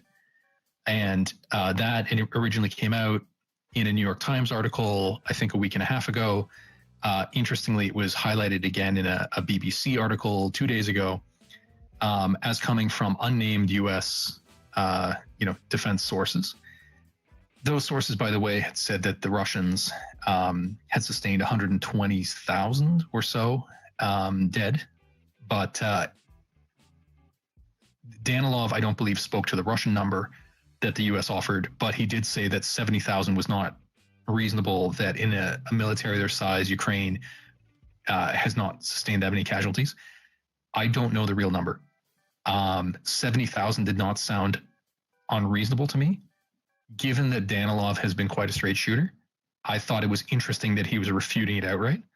And so I just take that as a piece of data and kind of hold it in the back of my mind that, if the Ukrainians don't want to come out with their number, if he's being this forceful about it, then my assumption is it's probably below 70,000. I just don't, we don't know what it is. But I still thought it was interesting. Okay. We'll go to Raver, and then I'll go into some updates on those deep strikes. Go ahead, Raver. Yeah, one last comment on the ground force thing, and I'm sure all sorts will be able to back me up on this.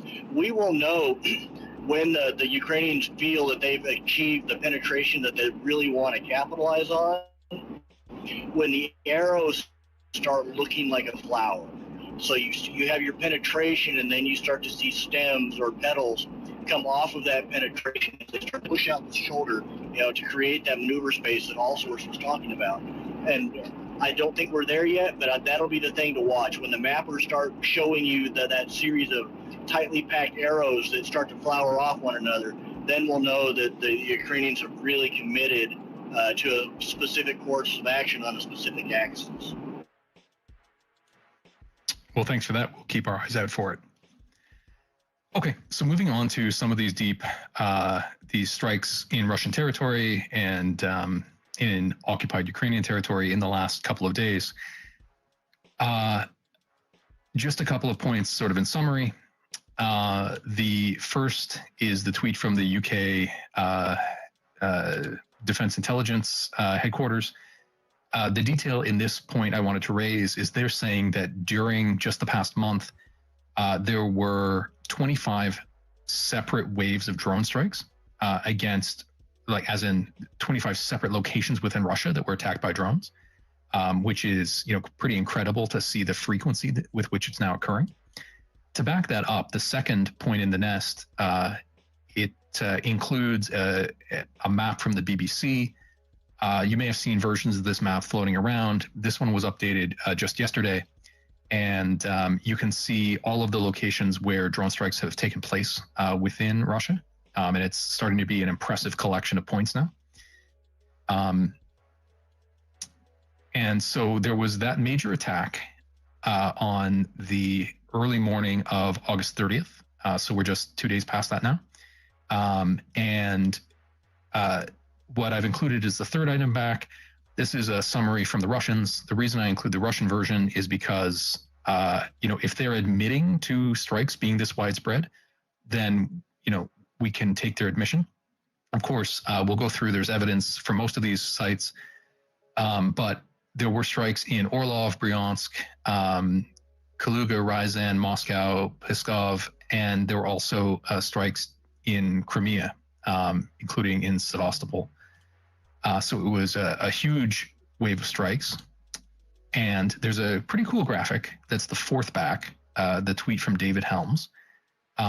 This is a UA war infographics that shows these are the different Russian oblasts.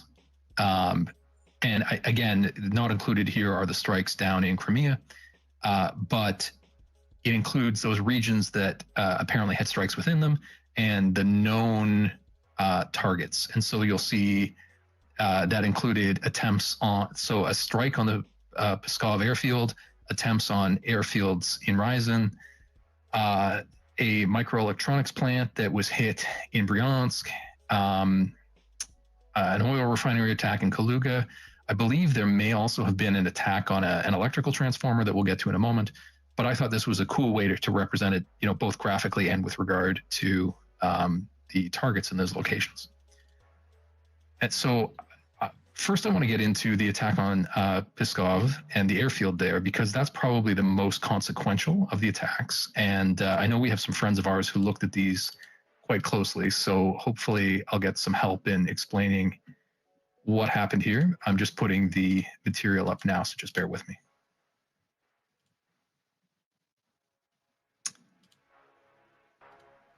So the claim was that initially it was that 4 IL-76s at the airfield had been hit. And we did see some video footage from the ground that showed at least one plane engulfed in flames. Then there were some claims that perhaps a bomber at the same location could have been damaged. And then there was some speculation that there were oil tanks nearby that may also have been targeted. But in the last day or so now, we have had several satellite passes, both optical and synthetic aperture radar, and had a chance to do a little bit of battle damage assessment. And so I know several friends of ours have been looking at it quite carefully. So if you want to jump in, just put your hand up and let me know. The first item in the nest is the tweet from D. Mojavensis, who does lots of geolocation. This is him geolocating that initial footage that came out from Pskov. Just confirming that the video of the burning objects in the distance were in fact at that airfield. So you can see the geolocation. I like to see it, work through, even though we now have more direct footage. The second item, the tweet from Benjamin Strick, is some new synthetic aperture radar imagery that came from Umbra of the airbase. My understanding is that for most of the day, the airbase was overcast with clouds, and people were, the initial passes, people couldn't get very much. I believe as cloud cover cleared in the optical, they managed to see 2 planes that appeared to be damaged. But with Umbra and the synthetic aperture radar, you can see through the clouds. They're irrelevant to the radar, and or largely irrelevant. And that revealed that, in fact, 4 planes had been affected. It looks like 2 have been almost completely destroyed, and 2 others appear to have suffered some damage. And so I doubled up in the nest there. But if you have a look at the 4th item back, the tweet by Kupcher, Benjamin Patet, that includes some optical in there as well. And you'll see that Benjamin is quote tweeting MT Anderson, who's a friend of ours who was looking at this closely. And in these cases, you can see that it looks like 2 of those planes have almost been burned down to ash. And then the other 2 look like they have, black marks right on the top of their fuselage. And there was a bit of an interesting investigation that Radio and Nukes, who has joined us, went through. If you have a look at the 5th item in the nest, he actually pulled down a schematic for an IL-76, noting with the caveat that there are different variants. And so he's not sure that this schematic corresponds to the planes at that airbase. But he noted that if you look at the sort of parts list, that the point right between the wings is in fact a fuel tank itself, in that in initial assessments of the damage, some experts had written they thought that the drones may have been targeting the wings that would store the fuel in order to set them on fire.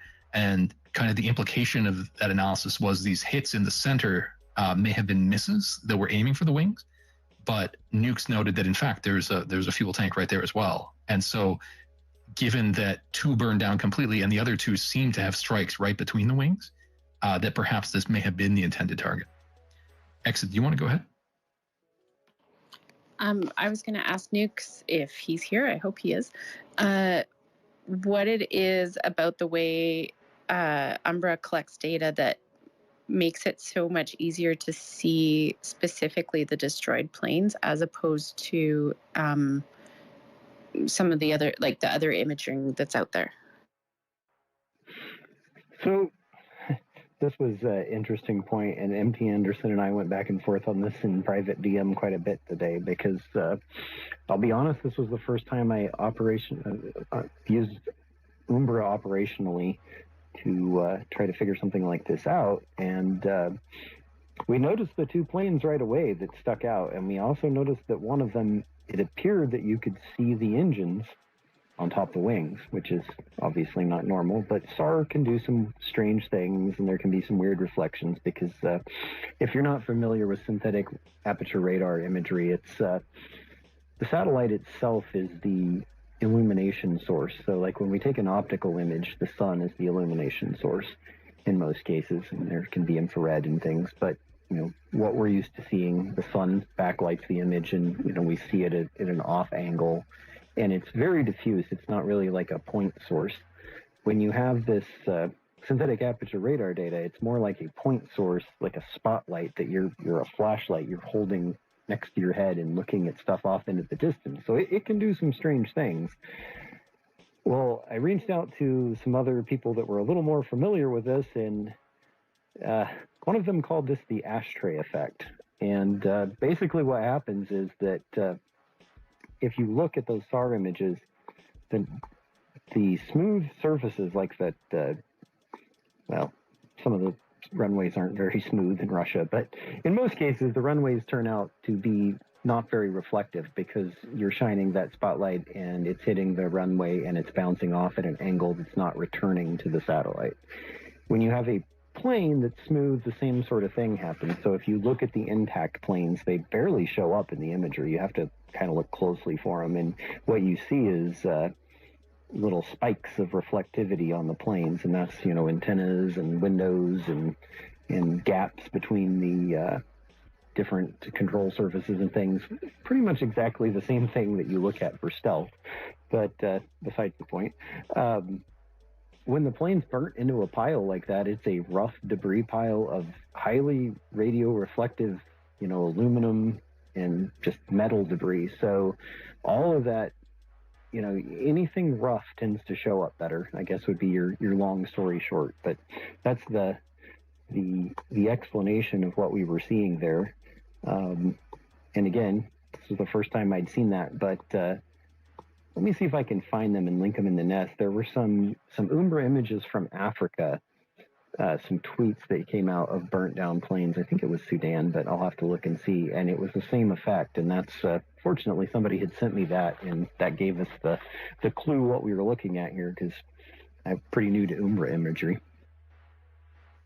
Some of that may be in the nest already, Nukes. So if you guys want to have a look, the first item up there is interesting imagery that was obtained by the drive. That is infrared imagery that appears to actually show one of the planes burning. So that's the tweet by Tyler Rogaway, and that's pretty interesting. And they have that accompanying article.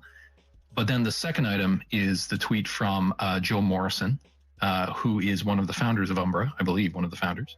And that tweet has what Nukes was speaking to, the contrast between the runway and then the highly reflective ash. I think that may be what you were speaking about. And then the third item is a GIF from Brady Afric that shows the destruction, comparison. So did that highlight what you were aiming for?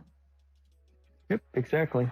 I do note with that image from the drive, if you look at the top of the drive page, they've got Planet Labs, they've got their attribution. Well, that's for the background image. So the infrared image, if you go down the page on the actual website of the drive, it says an image of an IL-76 being attacked by a Ukrainian drone at Krestli Air Base in Peskov, Russia, and it says GUR image. So I'm not sure. I'd like to know where that image came from. It was provided to them by Ukrainian intelligence, allegedly, is what they said. Interesting. And in keeping with my comments from earlier, just email Tyler Rogaway. You never know. He may get back to you and you could strike up a conversation about it. People are surprisingly good, I find it, about responding on here if they know you're taking it seriously. Exit, go ahead. I know that in the past when we've talked about Umbra, however you pronounce it, people have kind of looked at it as somewhat of a just a path to more information that we can't access just because it can see through clouds and things like that. But it sounds like from your description that it's actually really important to have both traditional satellite imagery and the Umbra imagery in order to be really certain of what you're actually looking at. Is that accurate? I think it kind of depends on what you're looking for. I didn't know what to look for a burnt IL-76, to be quite honest, on the X-band SAR imagery. The different bands of SAR imagery change the resolution and how small of an object you can resolve. But if you were looking at SAR imagery every day and you knew all of the nuances of it, I think you could get by with it in a lot of ways that, to replace optical imagery, but you aren't going to see certain things with SAR imagery like burnt spots on the side, dark sooty spots on the side of a plane like we saw on those IL-76s. That's just not going to show up because that is, something like a layer of dirt on a plane is way too small for we're talking about a 10 centimeter wavelength here. So, it's one of those things where you need to use all of the sensors as you can. But the nice thing with SAR is that it's never cloudy. So that's its big advantage. And it's also, daytime, nighttime doesn't matter as long as the satellite has power.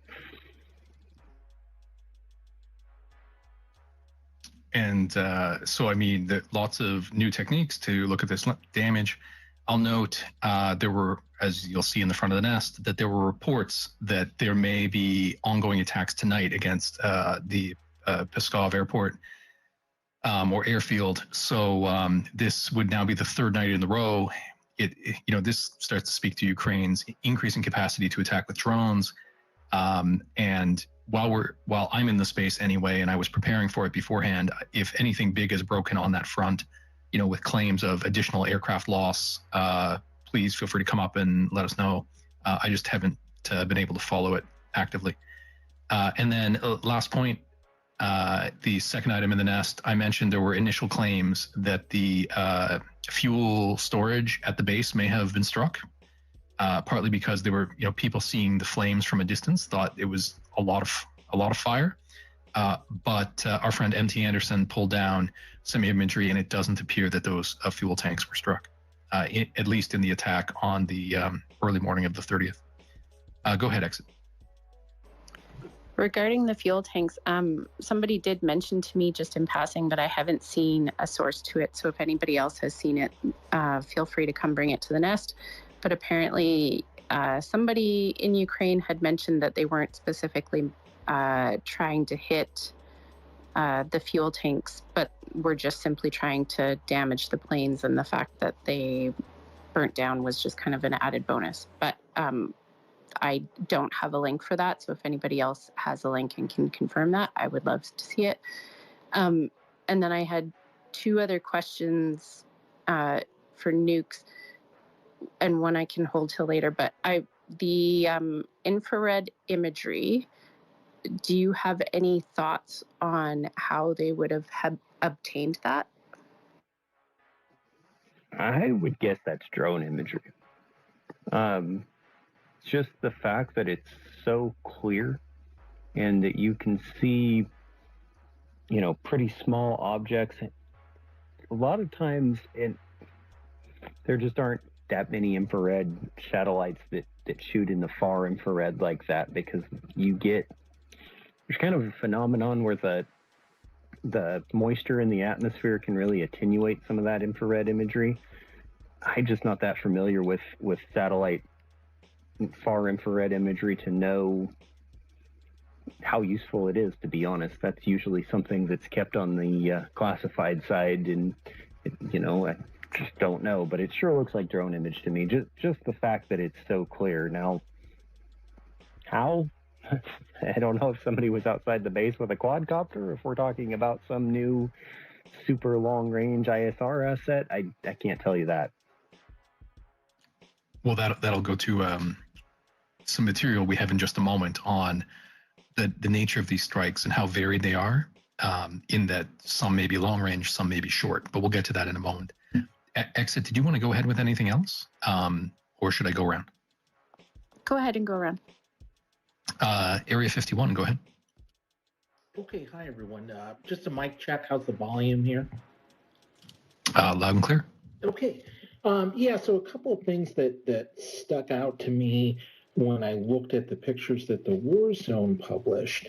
And what I find interesting is that all the strikes, whether it was the first two aircraft that we originally saw on, I can't remember if MT or Radio and Nukes pulled the first satellite images where most of the base was cloudy, but it appeared that there was some damage to the first IL-76s.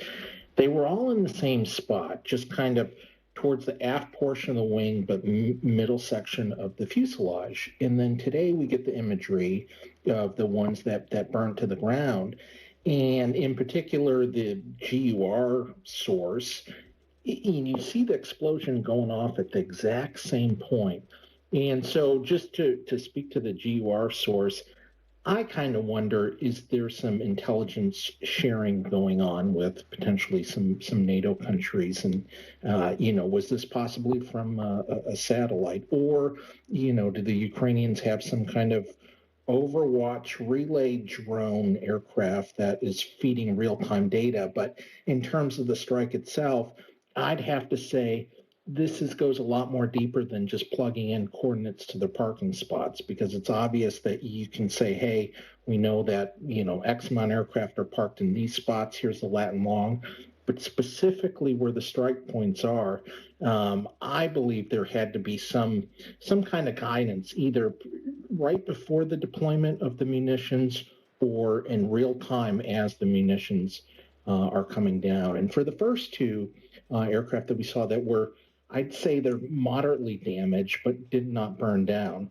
I do notice in the parking spots, it looks like there's a aftermath of either a foam or a water suppression that was used to put out the fires. So they may have started in a similar manner as the two that burnt down, but whatever their firefighting resources are, if those were the first to strike, that took a strike, that's where the firefighting resources deployed to, and they were able to extinguish the flames before it consumed the whole aircraft, or both those aircraft.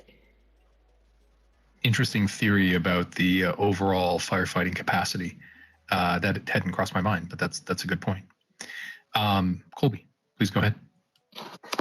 Yeah, on the infrared picture, the article from the war zone specifies that this was taken by a drone with a IR camera.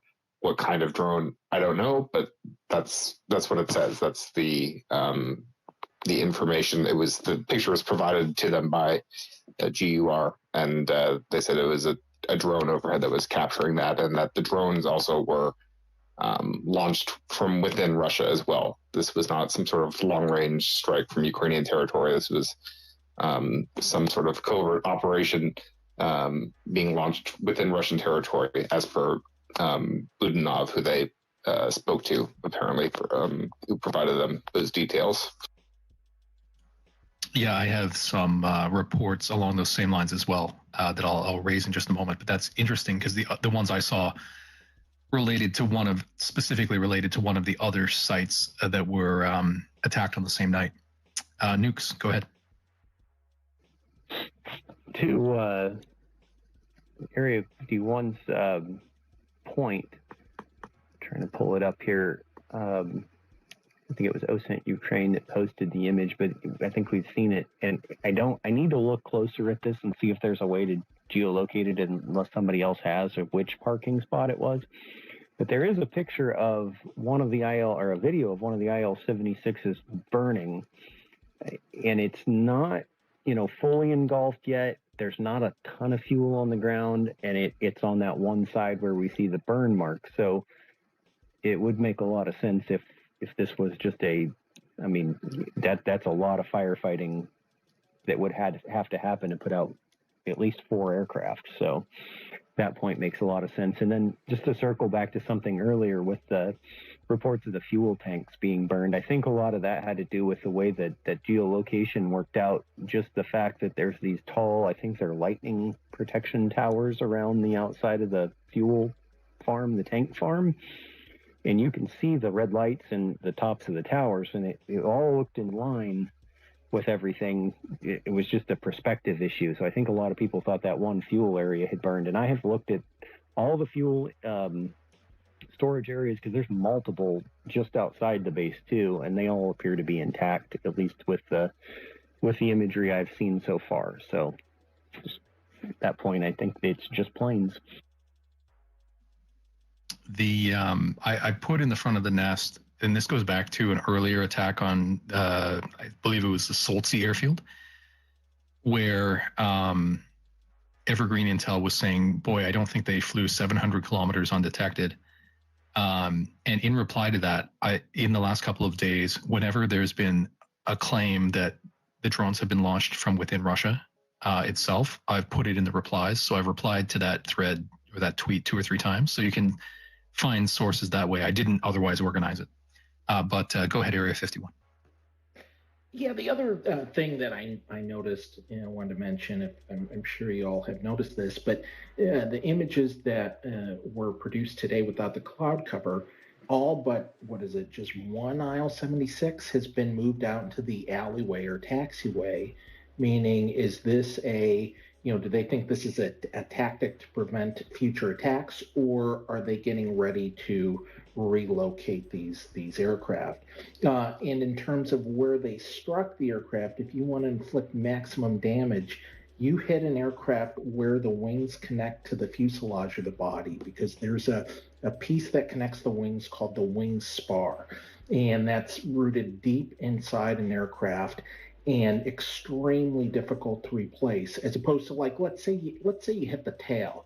Well, the tail's kind of in a section they call the empennage, and that's rather easy to replace than, let's say, the wing spar, the wings sheared off, similar to what we saw in the Prigozhin crash. To put that thing back together it's highly unlikely. And if it did, it'd probably take you a better part of a year, if not longer. Following the attacks on the bomber base where the Tu-22 burned, footage from the next day showed that most of the bombers had relocated away from the base. So it's interesting if you think the IL-76s are being moved out to the taxiway. I wonder if they just had so many planes there they couldn't move them all promptly. But I would have imagined if they really felt they were under threat that they could have moved them within a day. But maybe there are some constraints there. Well, in the one picture, you do see one on the runway. We don't know whether it's taking off or landing. And I guess the next question would be, do they have enough air crews there at the base to even facilitate a mass move? You know, are they on a recall status, or, you know, you don't know. So it'll be interesting to see in the coming days what's remaining at the base. Way back when they struck the Saki Air Base, there was a claim that one of the hits was actually on a pilot ready room. It would be interesting if they knew that they were aircrew limited just to get the planes out of there, if they actually targeted the aircrew who were already limited in an effort to kind of like stretch out the available attack window by keeping some aircraft on the site. But anyway, that's all speculation. Yeah, great point. Nukes, go ahead, and then I'll move on to, we have more hands. So we'll go to Nukes and then all source. Okay, I just had a quick question for Area 51 there. And I don't want to get too far into this. If I ask the question and you want to save it for later, just let me know. I'm just curious. I know jet fuel is not the easiest thing in the world to ignite.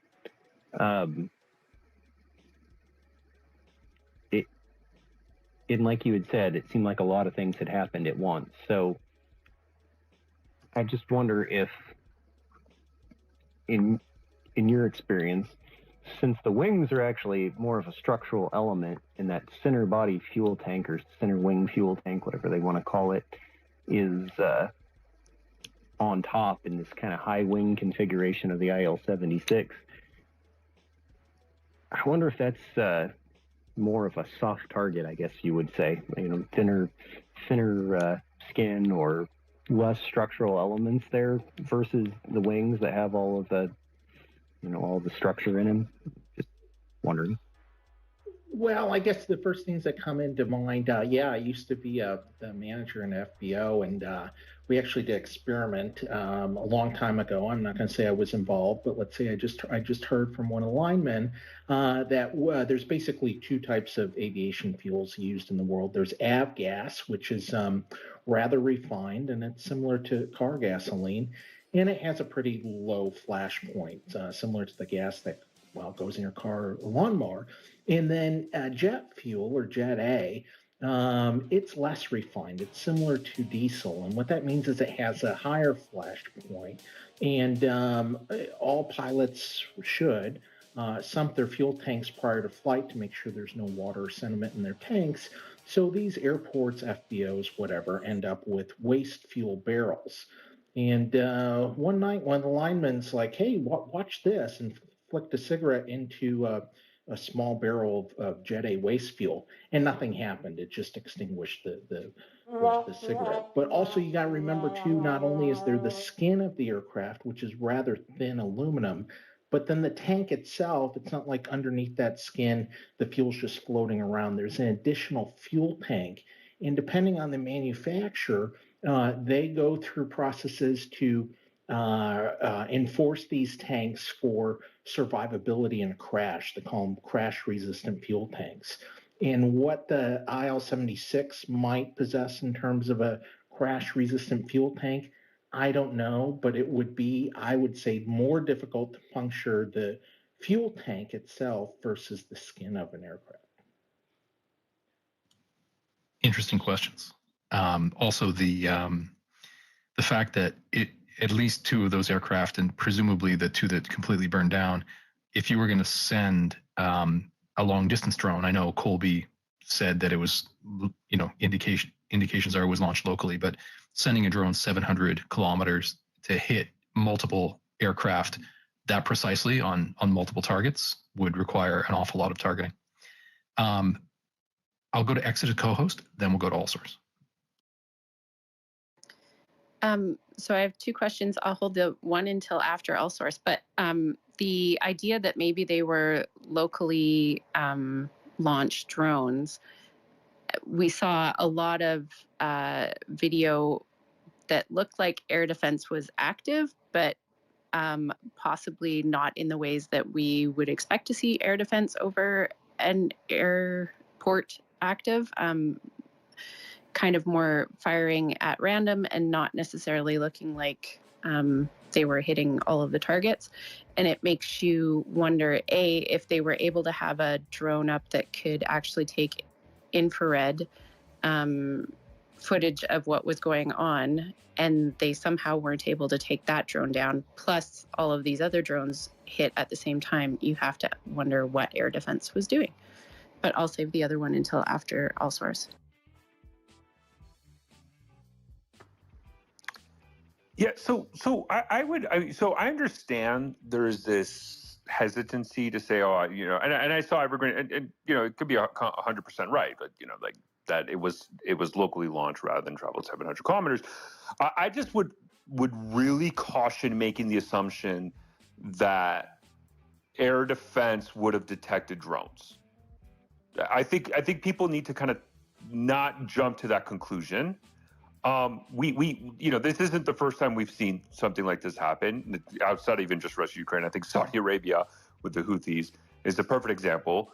And let's not forget, I got it, maybe Russia learned the lessons, but I think we can't forget the Hinds that just went straight through Russia into Russia to conduct attacks, and we had the videos of Ukrainian Hinds doing that, right? And so what I would say is that I think air defense is a complex system. One thing is how far they can see, and then how far they can engage. And then two, how much is your air defense coverage really extensive? Can it cover every single air avenue approach that exists, right? And especially, you got to remember, air defense were generally designed to target high altitude targets, right? And so if you have a drone that can fly closer to the ground, the same issue with cruise missiles, then now you can run into a situation where easily, and then you have drones that maybe do terrain masking, that can easily just fly right past air defense, and the air defense system just does not detect it because, again, these types of systems are fairly new in air defense, maybe have not catched up, or they just don't have air defense coverage. So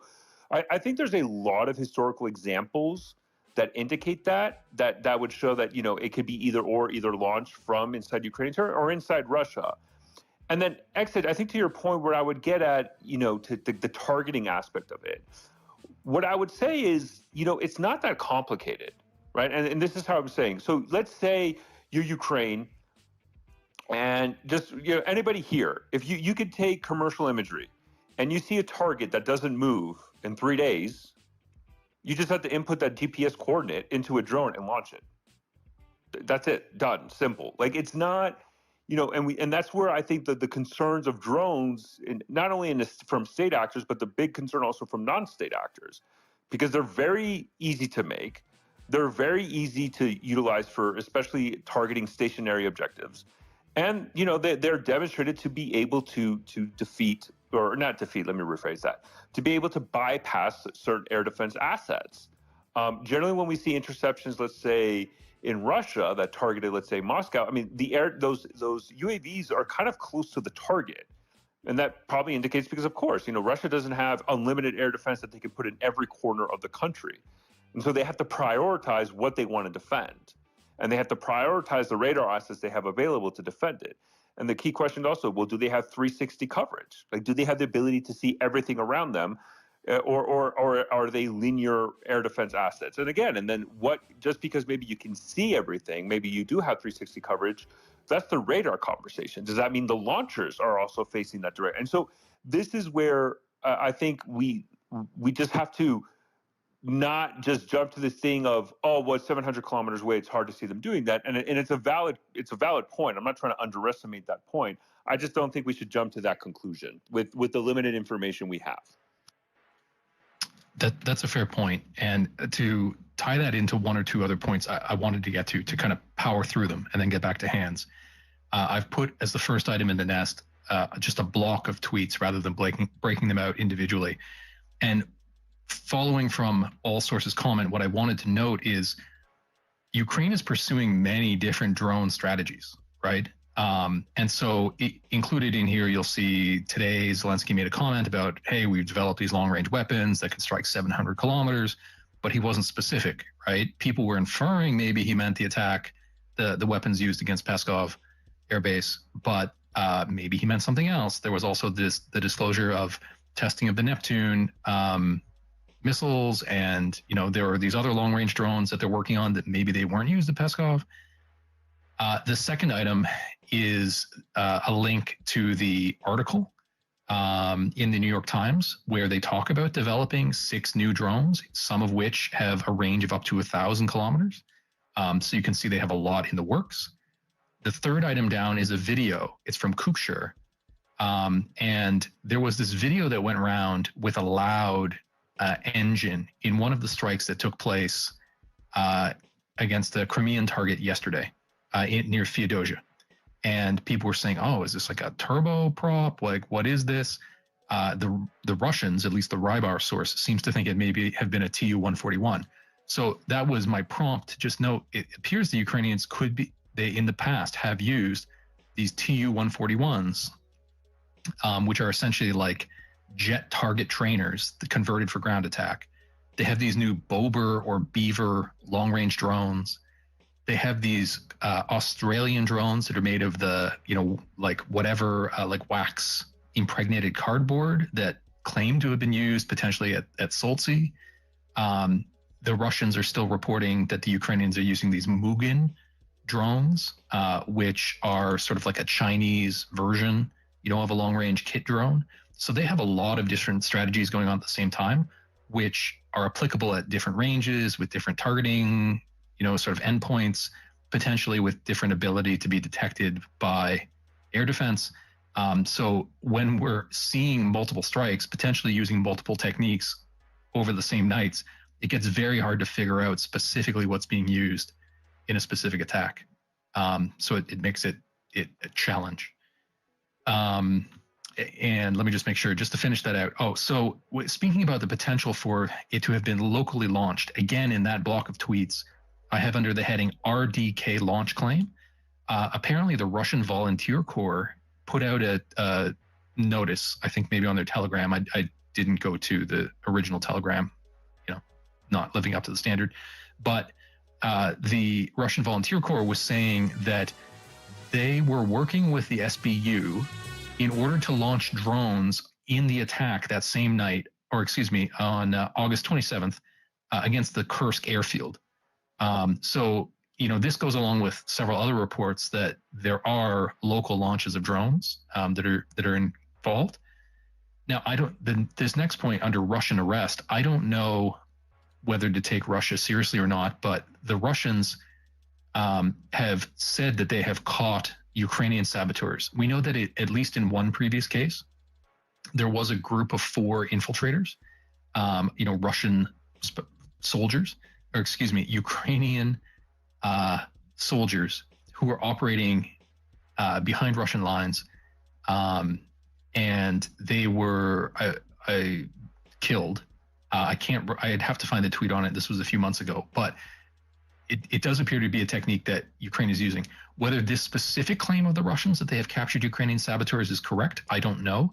But in an environment where it appears the Ukrainians may be launching drones from within Russian territory, it seems possible. I guess I'll pause there. Exit, do you want to go ahead? And then we'll go to Spicy.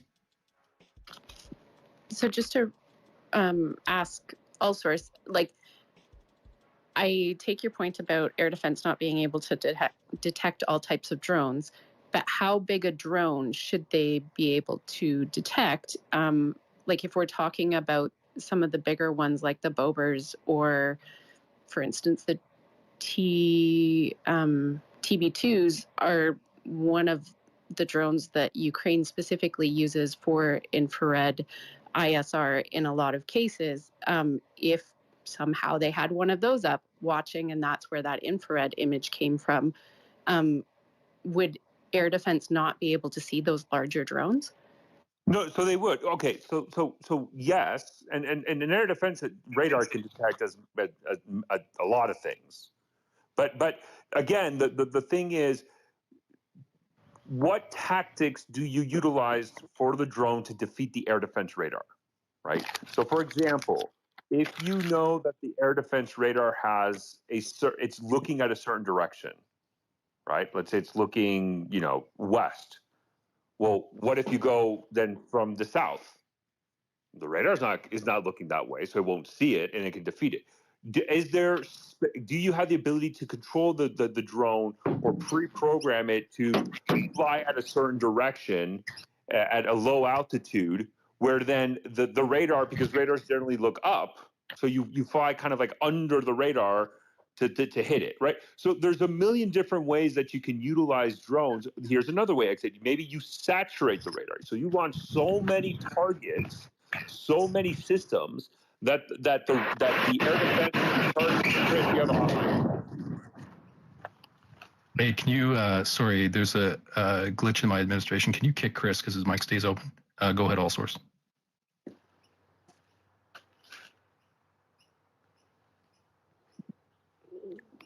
Sorry, all source. You may have been muted. You may have to unmute. Yeah. So you might run into a situation where you just saturate the air defense radar because you're throwing so much stuff at it, and then you just have a onesie just kind of go in and just manage to go through. Again, I think that this is kind of a lot of people focus on the technical aspects of this specific drone is this size and the radar tracks things of these, and you ignore ways and tactics. Just as you have tactics on the ground, you also have tactics in the air that you can leverage these systems to hit a target. And again, when we're saying defeat the air defense, it's not necessarily destroying the air defense system. You just want to go through because maybe your target is more important and you're trying to destroy something else. And I think that is what we forget, is these tactics that might be utilized to defeat the defense systems and hit your target.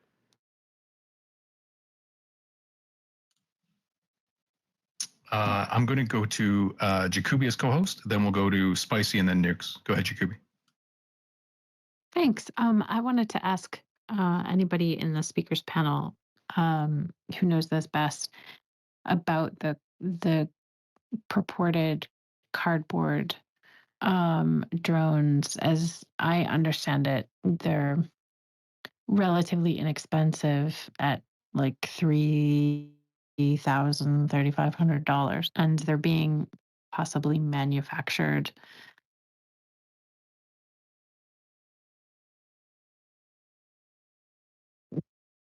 they're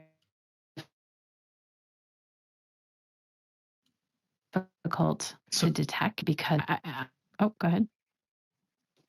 Jacoby, you're breaking up a little bit for me. Is anybody else having that, or is it just me? Sorry. Okay.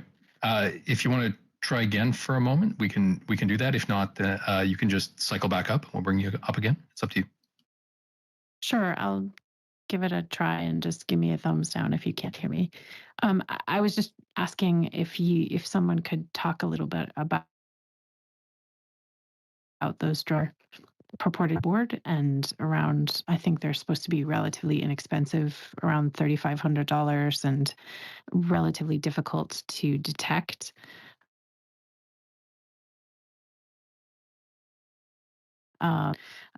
They were a number of them got through.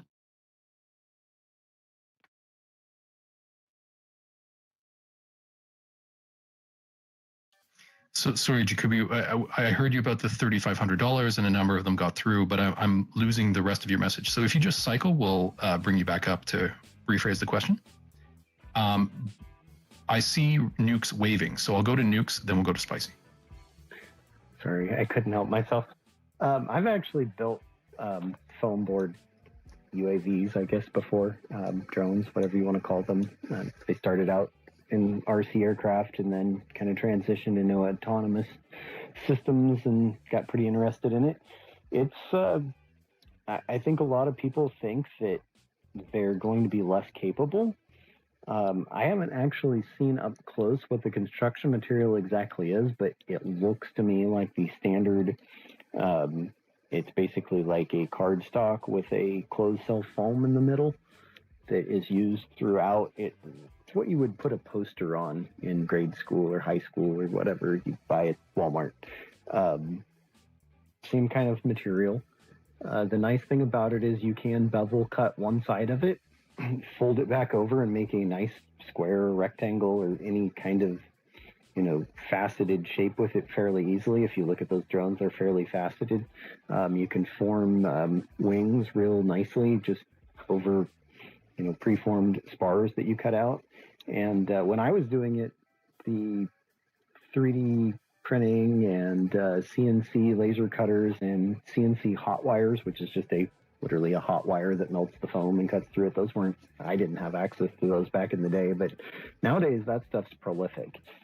And if you can design a plane that can carry the payload and do what it needs to do, that stuff's pretty amazing. It's fairly water resistant, it's lightweight, and the key factor, it's cheap. But the real key thing is that you can literally stack 100 sheets up and cut them all with a hot wire or a CNC or laser cutter, however you want to do it.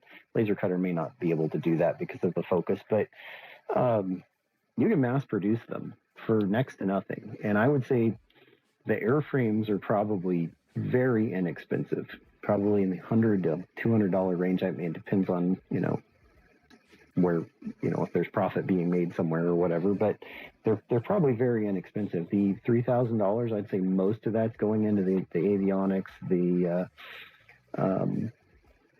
whatever the power system is, whether they're battery, if they're fuel operated, I don't really know that yet, but it's definitely viable. It's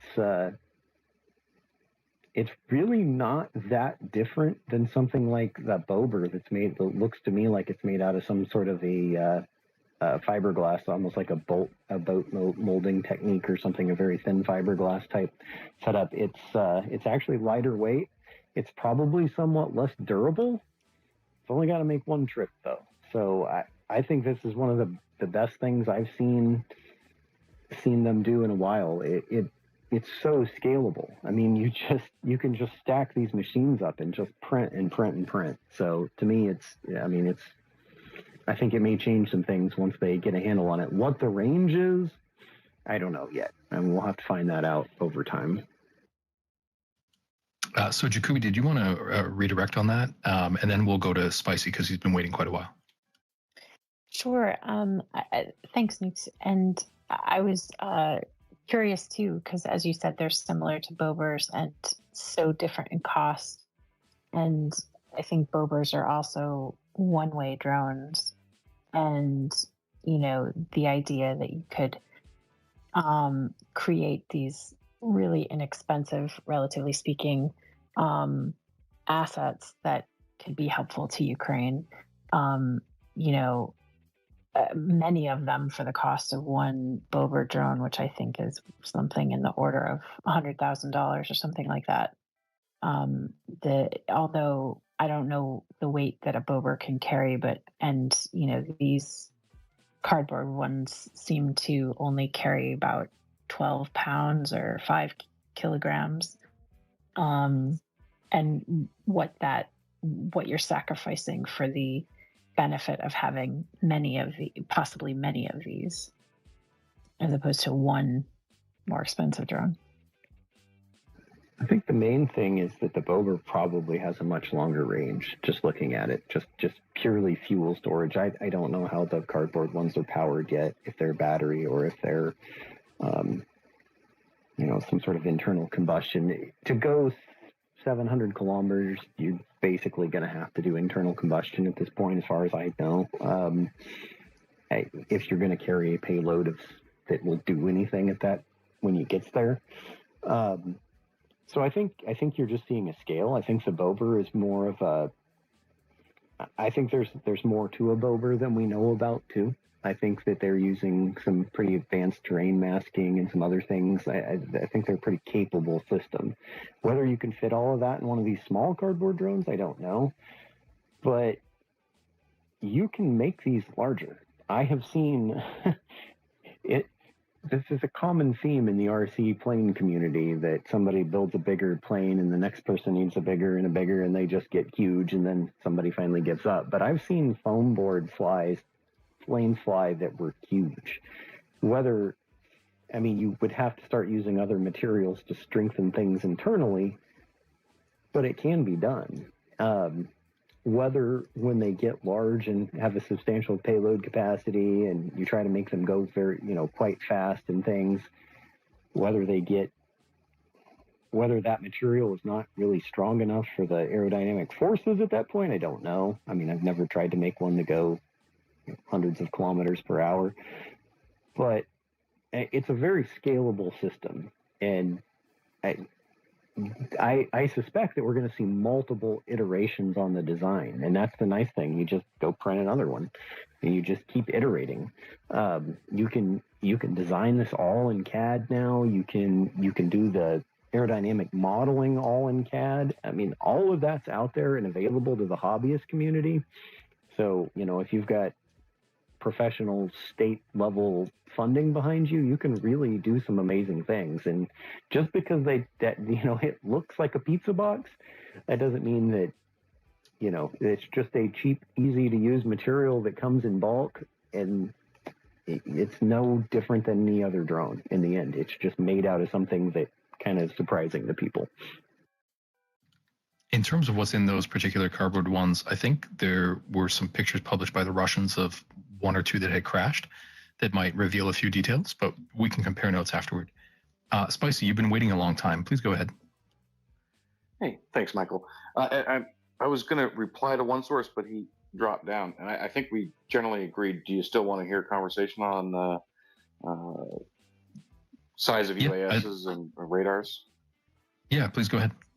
Okay, so I have some experience with real world, like in Saudi Arabia, the medium-sized UASs and their and how far they can travel, and I do think that they have that range.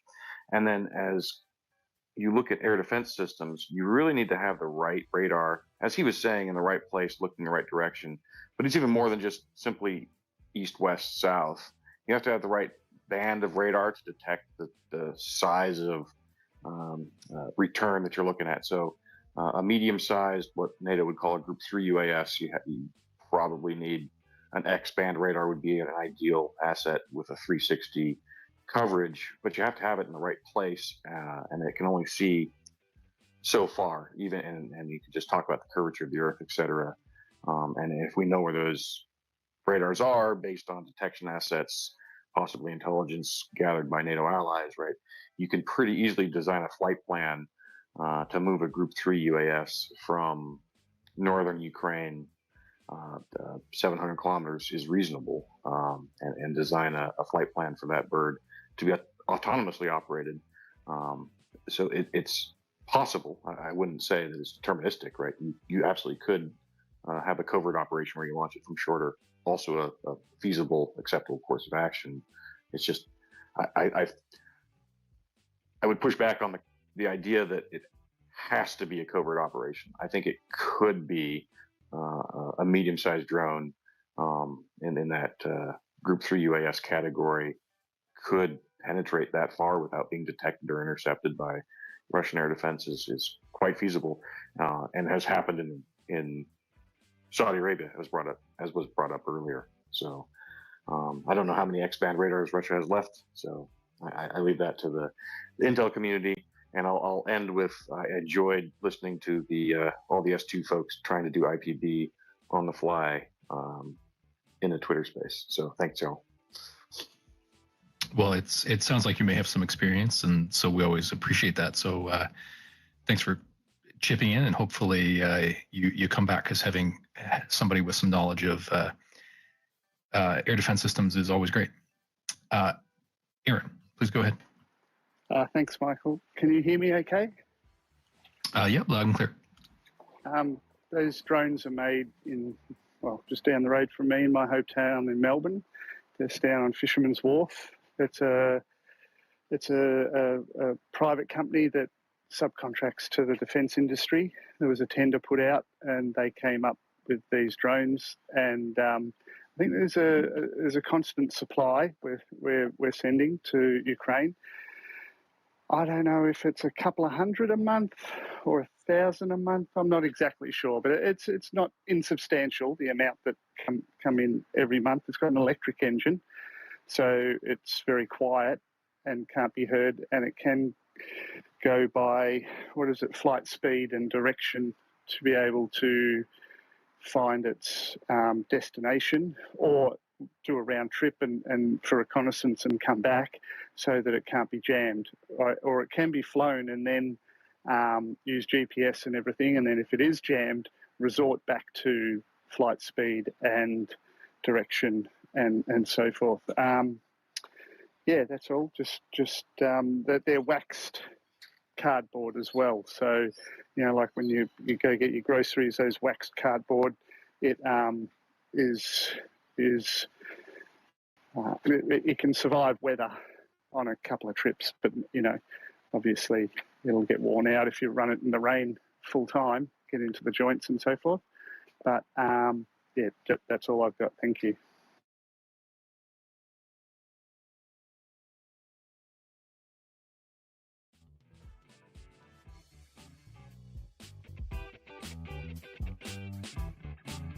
Zach, go ahead. You have your hand up. I wasn't sure if it was just me that couldn't hear Mr. Bond. So I had a question for Nukes, I think. With those cardboard drones, it looks like the damage that they cause is very, very tiny. And I'm wondering, that's not necessarily damage we're going to see on satellite. Is there other ways that we could, other sensors we could use to see that kind of damage? Or is this a whole new path that we just don't have a way of verifying? Well, so these things, I was looking into it a little bit. Now that I found the company that produces them, thank you for that. They're electric powered. So if they're going to carry any substantial explosive payload, they're not going to have a giant range, at least without modification or something. The video I saw earlier of them testing the explosives over a big Z-shaped plywood thing, it looked like it was a fragmentation, almost like ball bearings, that fired straight down, which would make sense just looking at the plane. You pretty much have to put that explosive underneath the wing to keep the center of gravity right, depending on where you put the battery. It's a very short fuselage, but I'm not convinced that we're going to see these used in long-range strikes inside of Russia unless they're launched sort of, right over the border or launched from inside of Russia. These almost feel like they're going to be used on the battlefield to me. Just seeing what they did in that test video and the fact that, maybe not right at the line, but, I have to do some calculations to get kind of an average range on this, but of course we don't know how heavy the payload is, so it's going to be very hard to know. But as far as detecting them and the damage from them, if it's a little puff and some ball bearings that go straight down, some satellite image is basically out unless it causes a huge secondary. So I don't know. I think we're probably going to see telegram videos and things like that, and that's going to be most of it, unless some sort of high-profile targets hit. Yeah, it's very, very interesting. Kind of reminiscent of the attack on that, with the A-50 in Belarus. Jacoby, go ahead.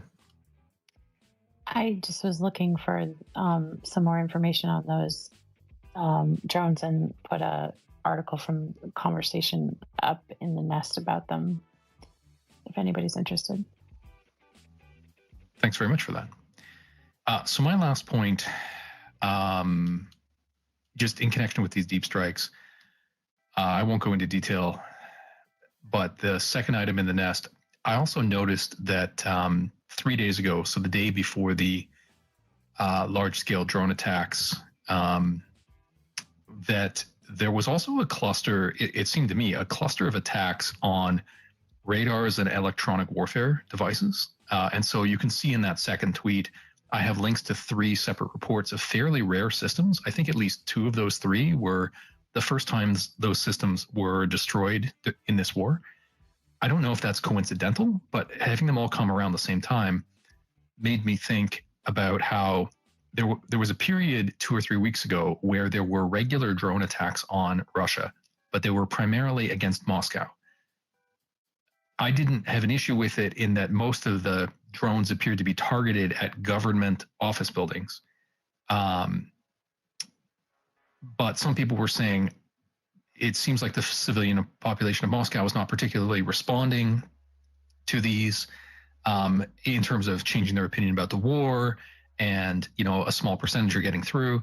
So I don't know if Ukraine has consciously changed its tactics, or whether it had to get certain assets in place in country, or it had to get certain volumes of drone models available. But it does seem like they've now changed their strategy, and they seem to be definitely attacking airfields and radar installations, electronic warfare and radar installations, which is interesting to me, as if they're trying to shape the sort of longer term battlefield, whether it's in the air or whether it's for further attacks by drones and potentially even missiles. Go ahead, Nukes. All right, I found the Wikipedia article about this drone. It's called the CISPAC Corvo Precision Payload Delivery System. If this is the right one, that company is like the Lockheed Martin of Australia, so they make everything. It's a small drone intended for logistics. It weighs 2.4 kilograms and can carry payloads up to 3 kilograms, which this one seems like it might be a scaled up version of this. But this particular one here says it has a range of 120 kilometers or 75 miles. And it's a pretty efficient plane if it's running, and it does say it's electric powered. And then it does claim, it says Ukraine media claim that 16 PPDSs had been used in an attack at Kursk airport. So this appears that they're talking about the right one. So they list the range at 120 kilometers, which is amazing for me. But of course, I built RC planes and things back when battery technology wasn't what it is now. Yeah, thanks for that. I'm sure that now you found it, we'll have lots of debates offline about the capabilities and use profiles. I think Chauncey, please go ahead.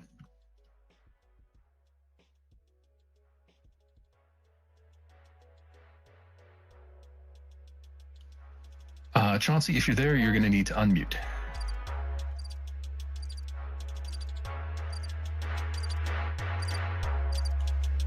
Okay, so I'll keep going. I'm going to move on to a different topic. So I want to run through some of the developments around Wagner. We have about 20-25 minutes in our normal scheduled time, but then again, we normally go over by half an hour. So I'm going to call it, we have about an hour. I'm hoping to get through Wagner, the Black Sea, and then into some of the equipment stuff as usual. So what I'm going to do with the Wagner details is, again, I'm not going to break out individual stories. I'm going to put up the blocks of links in the nest, and you can follow along my labeling of the stories, but do click through if they interest you. So the primary things that happened this week with Wagner are that there were funerals for those involved. We discussed that the Russians had said they had identified the DNA of Prigozhin, and we previously found out that his personal bodyguard was on the airplane. So I think there's little doubt now that Prigozhin was killed in the crash. A funeral was held, and so the looking at the first item in the nest, the first tweet is a link to the BBC video of the cemetery where Prigozhin was buried. I included the video because it shows the intense police presence, including being spread out around the perimeter something like every 5 meters. They really don't want people getting into the cemetery unauthorized. Interestingly, there was a bit of a debate. There was talk about should Prigozhin have a state funeral. There was talk about potentially burying him in occupied Ukrainian territory. Like, there were a lot of pieces of speculation that went around. In the end, under that phrase secret funeral, that links to a Moscow Times article that discusses the decision the Kremlin made to really downplay it. And they went so far as to actually set up a police presence and cordon at another cemetery in the city, and to have a procession head over there as if the funeral were being held at that other site. Ultimately, Prigozhin was buried in a cemetery that is actually closed to the public now, and it's only open for burial of family members of those who are already interred there. And so Prigozhin was actually buried beside his father. It was only the next day that they then opened up the cemetery for people to visit, including among the first visitors were his wife and children. Likewise, the funerals for some others who died in the crash, including Utkin and Totman, were held. There's video from Mike Eckel there of Utkin's funeral, and Jack Margolin, who follows Wagner very closely, wrote sort of profiles of all these funerals. He also wrote about Utkin's, and he had, pictures of their awards and so on, which is, fairly interesting. It was also noted that Utkin was actually buried in one of the most famous graveyards where many well-known Russian military figures have been buried, like Kalashnikov and the like. So it's interesting the contrast between Prigozhin sort of going quietly to a closed cemetery and Utkin's treatment. Looking at the second item, a few things coming out of the funerals. One of which is you can see under Intel Goldmine was this tweet by Eric Toller, who managed to get his hands on some photographs of Utkin's funeral. And he said, boy, for somebody with the time to use one of these face recognition apps, this could be an Intel Goldmine to determine, whether GRU, Russian intelligence, FSB, or other Wagner personalities were there. Flowing from that, there was also a look at which Wagner commanders have been around and present lately. So that's under the Ukraine commander IDs. So these were the Wagner commanders commanding forces in Ukraine that Jack Margolin had worked up recently. And it's interesting, he talks about how very few of these senior commanders made any real effort to completely hide their identity, but that most of them now have pretty decent profiles put together. So if you want to learn about Wagner in depth, that's probably a great thread for you to have a look at. Two bits of potential misinformation to follow in connection with Wagner. Under the Proof of Life video, many of you will probably have seen this video that's gone round of Prigozhin apparently in Africa saying, if there are rumors of my death, know that I'm alive in the second half of August. Now, most people are skeptical. They think that this was recorded during his last days in Africa. Some very good geolocators have looked at it briefly and said it looks like, based on soil color and other factors, it looks like it would either be the northern part of the Central African Republic or potentially southern Mali. And I'm sure somebody will ultimately wind up geolocating it. But most people were immediately dismissive of the idea that Prigozhin was still alive and in Africa. But the fact this video had not been previously released gave people just a tiny bit of pause. Somebody, I think it may have been Jack Margolin, who pointed out, wouldn't it be, the ultimate final troll if it was that Prigozhin every week just recorded a proof of life video to circulate in the event of his death, that he wouldn't put it past him.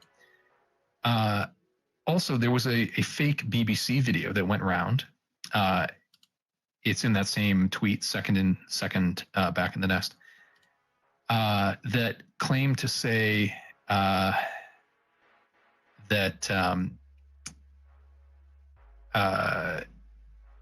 Prigozhin may still be alive. And so it's interesting that people decided to cast it in the style of the BBC. But the BBC came out and said, no, it's obviously not us. So it's interesting to see the misinformation that's ongoing. Last point in this tweet, following up on the air crash, people were having a bit of a laugh because the airplane that they were on was manufactured by Embraer, which is a Brazilian manufacturer. Brazil actually reached out to Russia to say, we would be happy to be involved in the investigation into this crash. And Russia has refused and said, no, we don't need any international engagement. I think they actually said there may have been, bad intentions behind this, and we don't think international engagement is appropriate. And so people found it amusing that the Russians were saying, oh, well, because there may have been foul play here, when everybody realizes it was foul play. But in any event, we still don't know precisely what the source of detonation was on the aircraft. And so, that remains to be seen, but unfortunately we will not discover it via an investigation with Brazil. In the last set of material on Wagner, third item back in the nest, a few interesting points here. There was an audio message that went out instructing Wagner fighters to begin looking for other work. So you can see in that tweet from Chris Owicki, he breaks the audio message down. It talks not only about how Wagner activity has been pushed out of Ukraine, but also that there is increasing competition within Africa for the work that Wagner does with the Russian MOD, and interestingly, they say with the Rosgvardia, which is like the National Guard, sort of National Guard police unit. And I saw some pushback on that, saying it was a weird thing for them to include in the audio message because there's no indication the Rosgvardia is carrying out any activities in Africa. Now it's not clear, how widely the message is being followed, but the idea that some official Wagner channels were recirculating this suggests that there is not a coordinated effort to keep Wagner together for any kind of opposition to the Kremlin. The second item in that tweet is some imagery from the Belarusian Wagner camp. So it's that tweet by Eric Toller. He has been purchasing imagery of the camp every couple of days just to look at whether there's a gradual drawdown of the infrastructure there that might indicate Wagner fighters are at least leaving the camp, likely to return to Russia. There was a report from Radio Free Europe that we spoke about a week ago suggesting that something like 100 tents out of 300 or so had been taken down. I'll admit I don't see much difference in the last few days in the satellite imagery that Eric provided. But the fact that he's having a look at it and that others may, continue to grab that imagery to track it, I think is important to keep an eye on. The last two. So under the phrase claims they've left Mopti, Mali. This is a tweet from All Eyes on Wagner. It's in French.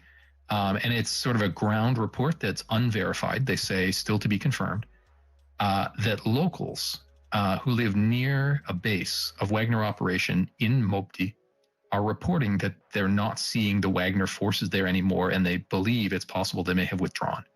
And so I'll admit, I don't know how many bases of operation Wagner has in Mali, but this could actually play along with the report from the Chris Owicki translated voice message that they're facing competition from the Russian MOD, and therefore they may also be gradually withdrawing from some of their African operations. And then finally, we talked on Sunday about how there were some rumors about a Wagner commander having been appointed as a leader, but there was skepticism in the community of Wagner analysts, saying the named individual didn't seem to have enough heft for that. And so this last tweet here about the Wagner Council of Commanders is silent is Jack Margolin just saying that essentially there have been one or two vocal Wagner leaders who individually have been speaking, most of them based in Belarus at the moment, but that nobody has claimed to speak on behalf of the Council of Commanders. And so that goes both to, not knowing what they're doing in general, but also suggesting that they're not obviously taking any coordinated action, either to compete with the Kremlin or potentially to oppose it, as some had speculated, might have been pre-planned at the time that Prigozhin died. Go ahead, Exit.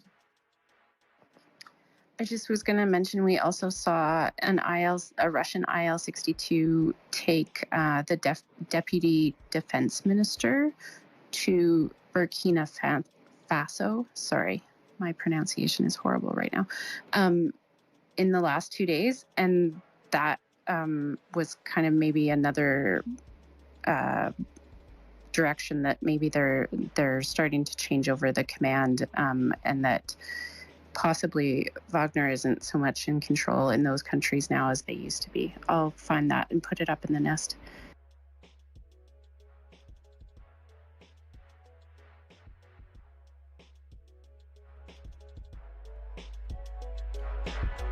Yeah, sorry, sometimes my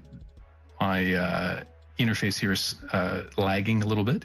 It's not disconnecting, but it's just being a little slow, so bear with me. Thanks for that. We actually have a section in the agenda here on developments in Africa. So Exit, if you were to scroll, you have to go into the part 2. If you scroll right down to the end, there's a whole section. So Russia in the last few days has been engaged not only in Burkina Faso, but also in Libya, and they've been undertaking some sort of intelligence operations in Niger. So you could even just throw up in the nest that whole block of reference to material. I don't know if we'll have time to get to it in detail. I'm just putting up some material on developments in the Black Sea. If you just bear with me, I'll have that up in a moment, and we'll get into it.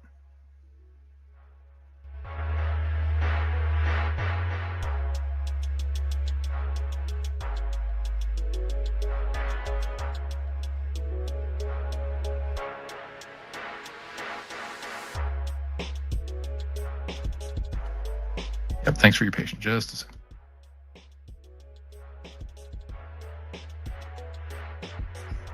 While you're doing that, Michael, I will just remind everybody to retweet the space if you like what you're hearing and want to share it around. And if you wish to speak, please request the mic in the lower left-hand corner, and we'll try and get you up.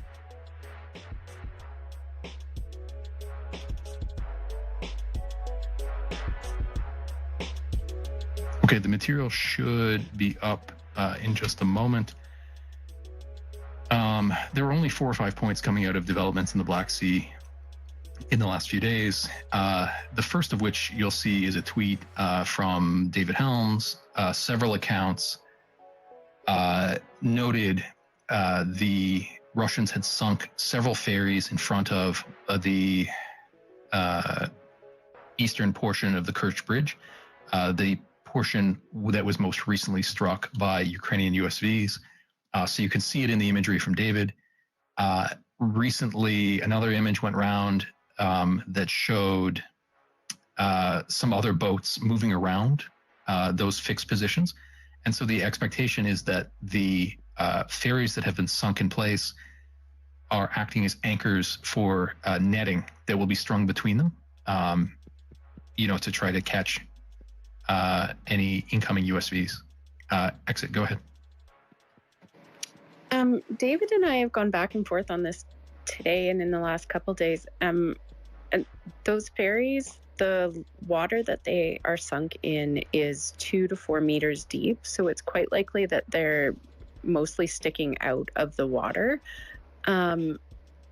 which has led us to another theory that it's possible maybe they aren't necessarily expecting to use them as anchor points so much as maybe mounting other sensors on them or other defensive weapons on them, things like that. I would say that we aren't certain on that by any means, but the idea that they are there simply as anchors when they're sunk in such shallow water and still sticking out has led us to ask more questions about that more than anything.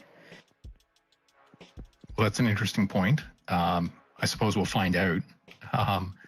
On the assumption that they are being used as anchor points for netting, potentially in addition to sensors or weapons. The first tweet in the nest, Budanov was actually asked about this in an interview, and he said that he wasn't particularly deterred by this idea, noting that the Russians have deployed netting and other defenses for various ports, including Sevastopol, and that in some previous USV attacks, they've managed to overcome those, whether by damaging the netting or just waiting for opportunities where the netting or other booms were not put in place. And so he seems to think that it's entirely possible that USVs could continue to be, a threat to the Kerch Bridge, even in that defended area. I see that Exit added some of that African Russian connection material to the front of the nest. So check that out if you're interested in it. That's moved things back a little bit. So now I'm looking at the fifth item in the nest. And there were some interesting back and forth in terms of information about a potential small boat engagement in the Black Sea. On Sunday, we discussed Ukrainian use of small boats, and they were, about a week ago, some of those boats were strafed by a Russian plane. I think it may have been an Su-27, and how that appeared to be a precursor to the Ukrainian landing on Crimean territory. And so that fifth item in the nest, it's a tweet by Exit, and she's quote tweeting herself. So 2 days ago now, the Russian Ministry of Defense claimed that they had neutralized a Ukrainian landing party in Crimea, just off the Black Sea. And they talk about there having been 4 high-speed Ukrainian military boats.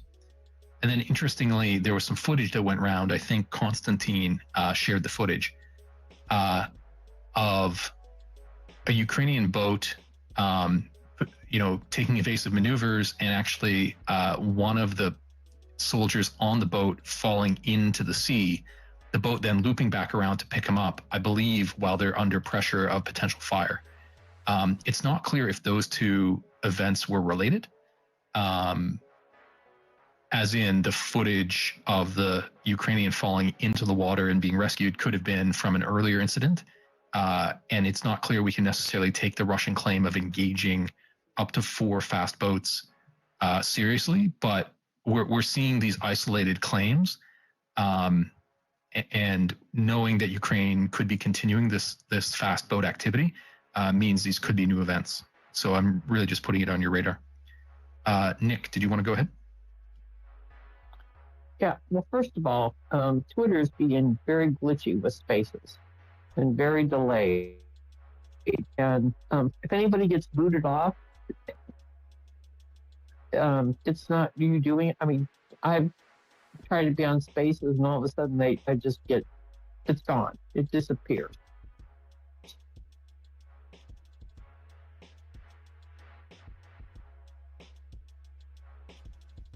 So speaking of disappeared, I'm not hearing Nick at the moment. So I presume it's not just me. We'll bring Nick back if we can. Exit, go ahead. So I guess the only thing I would mention is that we're seeing these reports. We talked, I think it was on Sunday, about the reports from Russia and Ukraine about another event in the Black Sea. and they've both released footage of that event in the Black Sea, and none of the footage strictly shows exactly what each side is saying. And this particular event, it seems like there's two different tales to the story as well. And so whatever you're seeing reported in the Black Sea, definitely keep an eye on it. I think it's instructive as to how much action is actually happening out there that we haven't seen in the past. But I would take all of it with a salt mine worth of salt. Yeah, absolutely. And part of what we do here is not only talk about things that are 100% confirmed, but also some of those things that may be getting little coverage, but could be true, and putting them on your radar as unconfirmed. So I think that's an important function as well. The sixth item back in the nest is a tweet from H.I. Sutton. He has written an installment for Naval News discussing this new Ukrainian USV unit that's been developed, whether a brigade or otherwise. I think we first mentioned it on Sunday, that Zelensky was giving out medals and awards, and he mentioned this new unit. And so Sutton has kind of incorporated some of his past research about the variety of drones or USVs, along with some info about this new unit. So it's nice to have it all together. Finally, the seventh item back, it's a tweet from Exit, speaking about the potential for Lavrov to try to present a new deal to Turkey regarding the trade in grain. I know, Exit, you were also working on a thread. I don't know if you had published it just before the space on a new potential avenue for export of the Ukrainians. Did you want to speak to either the Russia-Turkey talks or this new idea of the Ukrainians? The Russia-Turkey talks are... So Turkey is working specifically with the UN and others to try and get Russia to come back to the Black Sea Grain Initiative. How they are going to do that specifically without having addressed all of the concerns and the list of things that Russia put out there that they said they needed to have solved in order to come back to the agreement, I'm not overly clear on, but maybe there's some information that we just don't know about that. And it does sound like there's some internal pressure possibly in Russia to come back to that deal. I think there's just not enough that we specifically know about it right now. However, I would point out that Russia has promised grain to African countries that they have not delivered. They have promised fertilizer to African countries that they have delivered very little of. They have been offered a grain deal with Turkey and Qatar that they haven't actually signed on the dotted line for. There's been a lot of talk of grain deals that they supposedly want to agree to, and for whatever reason, they don't seem to be actually doing any of these in a measurable way, and they definitely aren't talking about them, which is curious since they say that they are working hard to save the world from food security issues. So that's one thing. The post that I put out actually just during the space, and I will go find it and put it up in the nest, is today, in the midst of those meetings between Turkey and Russia, the Ministry of Defense for Ukraine reiterated and posted to the local agent, well, not just the local agents, to people who buy grain from Ukraine, the procedures for bringing ships into the ports of Odessa. I did put up a little bit more of a breakdown about what those procedures are and how they do include some escort ships, and some things like that. They are specifically talking about escorts, tugs, with the purpose of watching out for sea mines because they are still a concern in the Black Sea. It's awesome that they are re-upping on this. It is great that they have taken 2 commercial ships out. I'm not sure that they have yet convinced commercial shippers that this is a route they can use continuously. And I think that's why we're seeing Turkey and the UN and some others work hard to renegotiate the Black Sea Grain Initiative and bring that up as a version 2.0 that can be useful going into the future. Okay, well, there's a lot to watch there, even though the grain initiative is no longer on. It seems like there are moving parts both on the Russian end and on the Ukrainian end. So I'm glad that you're continuing to keep an eye on it. I think that's it for the Black Sea now. That's kind of a quick summary of it. Sorry, Nick, did you want to go ahead? Thank you. Well, and that just proved my point, because the minute you called on me, Twitter decided to drop me. I know you didn't, but X decided to. So, yes, very glitchy tonight. But and actually, I kind of wanted to go back to Wagner Group and what, because remember, they are mercenaries. So they're working to get paid. And, okay, if their leader is gone, if there's not another dynamic leader who's going to take control and bring everybody in all the different factions together, oh, what do we do? Well, should we just pack up and head home, or do we still kind of hang out and wait? I mean, that's, and that's one thing. They are not like regular army, or they're not fighting for a cause. They're fighting for money.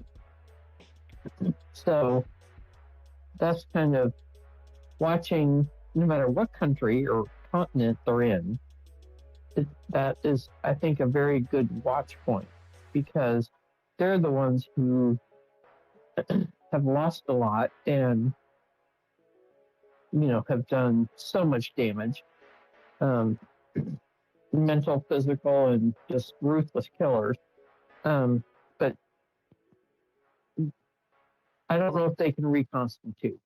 And that's just kind of a thing to keep an eye on. Okay. Thanks, Nick. Certainly looking like it's trending in that direction. Given how much airtime Wagner has taken up in our discussions, I'd probably call it a good 25% in the last month or two with the revolt and the air crash. For a kind of despicable group of people who, within the war itself only represented, 10, 15% of the combatants, I'll actually be kind of relieved if they disperse as a force. Okay. So having covered that and some of the Black Sea, I want to speak to 2 quick sets of material from the diplomatic front. So to those who assist me, I'm jumping around in the agenda a bit. It's in part 2 of the agenda. You have to scroll down under diplomacy. But these are breaking things that will have some significant effect. So I just want to speak to them. If you have a look in the nest, in that first tweet, this is about Ukrainian politics. And so the first is the article from Medusa talking about how Zelensky has said that he will run again in 2024 if an election were to be held then. There's been some debate in the last 2-3 weeks about whether Ukraine should hold elections. The Constitution says that elections should not be held while martial law is in place. Martial law was extended recently, for several months into the early part of 2023 at least. And he does say that if an election does not take place, that he is determined not to abandon the country. So I think that's an important political point to raise. At the same time, there was a speculation about the replacement of Reznikov as defense minister reached a fever pitch. We have been talking about the increasing pace of those rumors. I think we talked about it on Sunday, and you'll see under Zelensky, or excuse me, under Reznikov rumors, there is a link to an article from Ukrainska Pravda, and they cite several sources, but in particular, there's one deputy of the Rada who says specifically that sometime next week, it's likely Reznikov will be moved. He'll probably be offered the position of ambassador to the United Kingdom, and that the leading candidate for his replacement as Minister of Defense is a gentleman by the name of Rustem Umerov, who is currently the head of the State Property Fund. I saw some other details, profile of Umerov. Apparently, he is a Crimean Tatar. And so people were pointing out it will be interesting for somebody with his background to take the role of defense minister. Now, again, these are not guaranteed in terms of changes.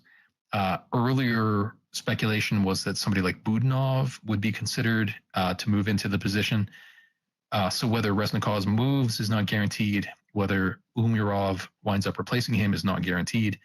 But Ukrainska Pravda, which is generally fairly good, felt comfortable publishing this and claimed that several sources, including one named one, and I went and confirmed it via his original Telegram post. So it seems like it's fairly widely expected. Part of this, we discussed previously how part of this is connected to a potential scandal regarding the purchase of winter clothing. If you want some background on that, I included it in this tweet under the background on the jackets controversy, and that links to an article, again, by Ukrainska Pravda that did a profile into it. The idea being that winter jackets were supposed to be ordered, summer jackets were provided, nobody forced a correction in the order, and then there were allegations that it may have been enabling some corruption. This comes after previous scandals that Reznikov survived regarding purchasing of food for the army. And so, it's not clear that he can sort of survive this second controversy. I'll pause. I see that Chauncey's joined us and has his or her hand up again. Did you want to go ahead, Chauncey? Yeah, it's a him. I'm sorry about that a while ago. Apparently you all was calling me. I was glitching and had to drop out and come back in. Yep, no worries. I could talk, but what I was going to talk about was the radar, the drones, and the explosives that they carry. I'm permitted to shoot up to 40,000 pounds of explosives, and I've been a drone pilot and builder for a few years, and I know a little bit about radar. But when it comes to the radar, it's not so much as whether they got radar or not. It's more about like somebody said, where the radar's pointed at, but where the radar floor is. And where the radar is at, which through intelligence and stuff, that's why, Russia and other people tries to have mobile radar to try to hide it. Because if you know where it's at, there's a lot of ways you can beat it. Because if you have an idea of where it is and where the floor is at, there's a lot of ways to make workarounds on it. And then you got the fact of what cross sections they'll pick up. Some Russian radars ain't worth a shit. Anything under 3 foot is, real hard for them to pick up anyways, unless it's like directly, like right in the line of sight of the radar. And most of your drones and stuff, even though that one's made of cardboard, a lot of them's made of foam and stuff anyways, besides the ones you see it's commercial, like your DJI, stuff like that, they're plastic. So the fact it's cardboard ain't really all that big of a deal. It's just whether how much payload it'll pack. But when it comes to that, it's more about the type of explosives that's used in it. It could be, there's like 2 or 3 different types of explosives mainly used military. You got Semtex, which is HMX, and then you got ammonium nitrate, and then regular TMT, and all that stuff's just derivatives of those 3. But most used is HMX and ammonium nitrate. Ammonium nitrate now it's powerful, but it takes a whole lot more, poundage, room, weight to carry to get some kind of explosives, a big boom, which is probably what's being used in those boats. They're probably using ammonium nitrate in those because they have, bigger payload range. But in their drones, I'm going to say that they're probably using Semtex or, that HMX, which is probably an easy 20 times more powerful than ammonium nitrate. So like a 1-inch square of HMX would be as powerful as 1 foot square of ammonium nitrate mix. So it's real possible to see those drones to go into Russia and hit those buildings with HMX in them and do a lot of damage, especially if you've got like a 3 or 4 kilo payload range on them, which I'm sure had depending upon the batteries that you put in them. Like I said, I think some of them's probably launched from inside, so they don't have to have, big batteries in them for the range, so they can raise the payload on them. So you're looking at, 3 or 4 pounds of HMX that can really do the same damage you're seeing on a lot of these videos from inside Russia and more of what you're seeing right now. So the radars and stuff is really not that big of a deal if they know where they're at, especially like those big $40 million radars that you see that they just took out, yesterday or the day before. I think Russia only is known to have just like 3 or 4 of those being used right now, and they took out 1. And those are the best ones to pick up for like drones and stuff, and they just don't have many of those out in the field. Mm-hmm. Well, good points, and you sound like a man who knows a fair bit about explosives. So I'm sorry you had tech difficulty, but hopefully you join us again, and next time we'll work you into the conversation when we're discussing the details of the drones. So thanks for that. I use Starlink. I had Starlink. I had to switch over to my hotspot. Yeah. No worries. As others have said, we do this on Twitter because we want people to be able to come up and contribute.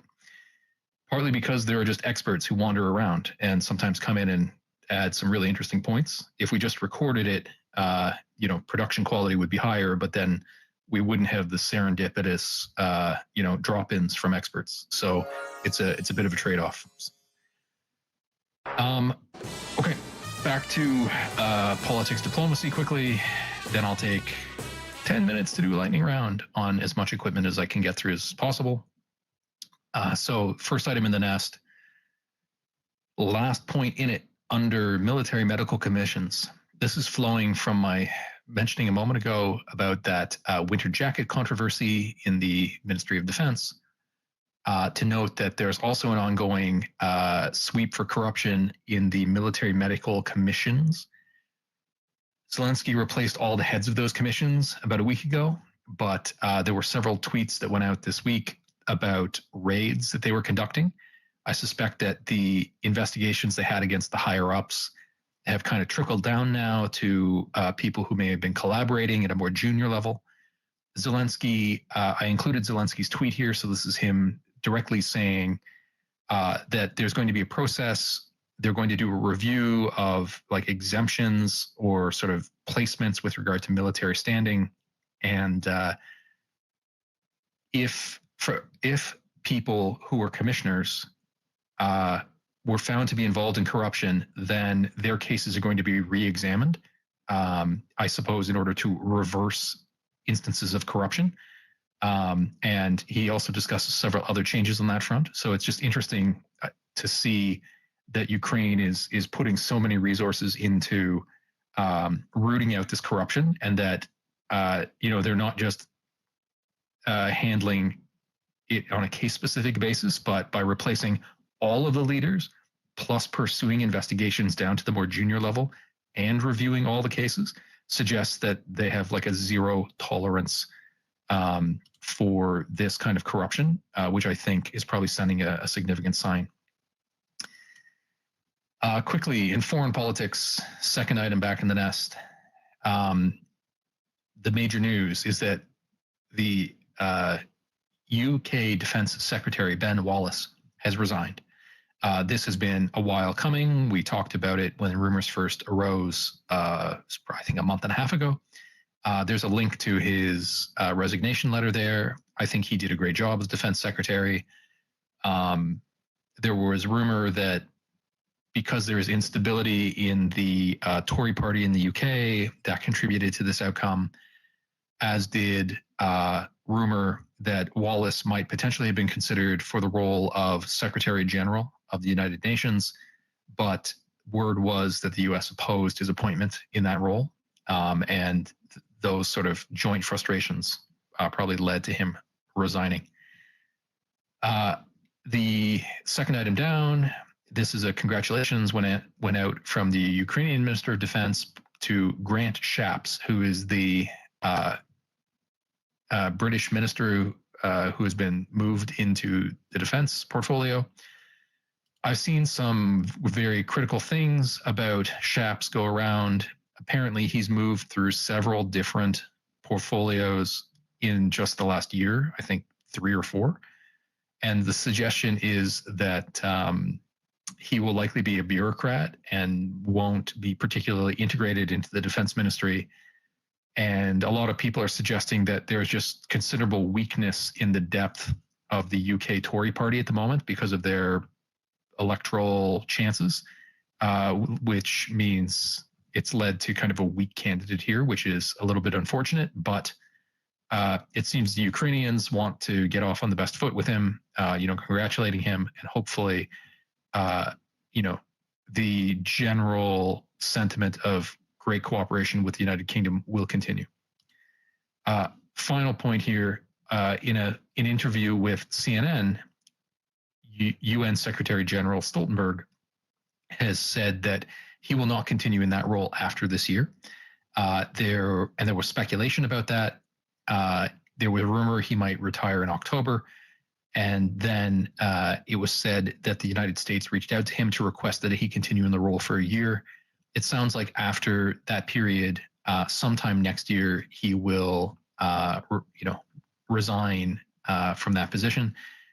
And then we're back to the question we had a few weeks ago about who might replace him, which we won't get into now, but it's, we're kind of back to square one. They've just extended the question by a few months at this point.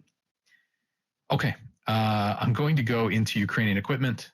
The friends of ours who are really into Ukrainian equipment probably won't like the speed with which I go through some of this. But we tend to prioritize equipment a lot of times. In this case, some things might have to get kicked down the road a little bit. So I'm going to put things up in blocks, and I'll speak to them quickly. I'm willing to take comments, but we'll move pretty fast. It should populate in the nest in just a moment. We'll start with the fact that a new U.S., I believe a PDA, presidential drawdown, was announced at the value of $250 million, primarily ammunition for existing systems, some artillery ammunition, some HIMARS ammunition, small arms, javelin, and the like, demining equipment. There were no DPICM, no additional deliveries of cluster munitions, which was a little bit disappointing. And the one thing that caught some people's attention was the inclusion of the AIM-9, which is an air-to-air missile. There was some further, you'll see in the second item in that tweet, it's actually the fourth item down under AIM-9 integration, that at a press conference, the Pentagon spokesperson was asked what systems the AIM-9 would be integrated into, and the spokesperson declined to say, although you'll see in this tweet from Colby that Colby thinks that it's most likely the AIM-9 will be integrated into the Ukrainian MiG-29s. But interestingly, the Pentagon didn't want to get into that. Also, at a press conference, the question was asked about the additional PDA funds that have been allocated for this financial year or fiscal year. And you'll remember we had Colby speak with us, I do believe it was a week ago Sunday, about the fact that there was $6 billion in authorized PDA that had gone unspent that would expire at the end of September with the end of the fiscal year. And when asked about that in the press conference, though, the Pentagon spokesperson had said that no, these funds would not expire. But that's not consistent with our understanding of the law, and that Congress would need to reauthorize them because that's what happened as between 2022 and 2023. So it's causing a little bit of confusion there, but hopefully a way is found that the $6 billion or 5.75 billion now remains available for use for Ukraine. My understanding is that in the continuing resolution, according to Colby's reporting, the request for PDA was only something like 1.1 billion, which doesn't seem to reflect that additional value. You'll also see that a contract was concluded under the Ukraine Security Assistance Initiative to purchase $192 million worth of AIM-120 missiles. Those missiles are used both with the NASAMS and potentially with future F-16s, so that is great progress. You'll see toward the bottom of that tweet where it says PAC-2 GEM-T that a new arrangement has been worked out between MBDA, a German missile manufacturer, and Raytheon, a US manufacturer, in order to set up a new production hub in Germany to make the Patriot PAC-2 GEM-T interceptors. And there's some detail in here about their benefits and why another supply line of those is important to have to complement the other Patriot munitions. Finally, in another tweet from Colby, by the way, Colby does a great job covering equipment provision. You'll see under the phrase Vampire that the new Vampire systems, which fire 70 millimeter Hydra rockets, the first of those have now been delivered. I believe it was 4 systems that were provided. I'll admit I don't know off the top of my head how many total of those were meant to be provided. Colby, do you happen to know how many Vampires are going to ultimately be allocated under that USAI order?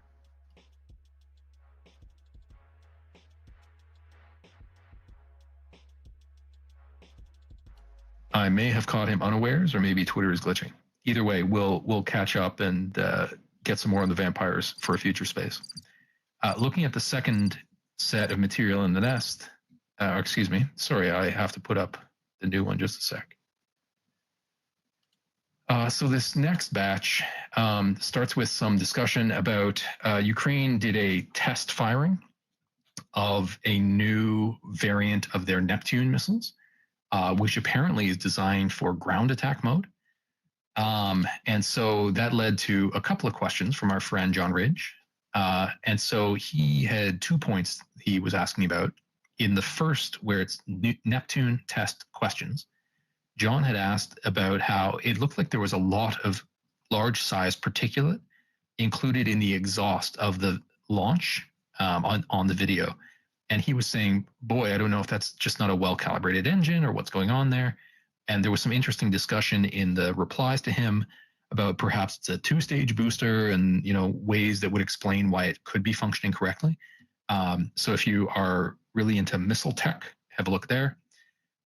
Then in the second item, he's saying, hey, there are these reports from the War Zone and Guy Plopsky about use of the Neptune in ground attack. And he's saying, well, okay, that's interesting. But I have open questions regarding their guidance systems and their seeker heads and how those have been modified to be appropriate for ground attack. So again, if you want to get into the nuance, John couldn't join us tonight, but perhaps we'll follow up with him once some of these issues, some answers come available. We also saw that, unfortunately, it looks like Germany is backing away from apparently being close to providing their Taurus missiles. It looks like there is still lots of campaigning on the Ukrainians' part. They've been putting out, videos of their sort of family of missiles with Storm Shadow and Scalp, and saying, Taurus would fit right in. But unfortunately, Scholz, Chancellor Scholz, was basically saying, look, we're focused on artillery and armor. It's not a priority for us. And this seemed to sort of cut against the sentiment that there was about a week ago.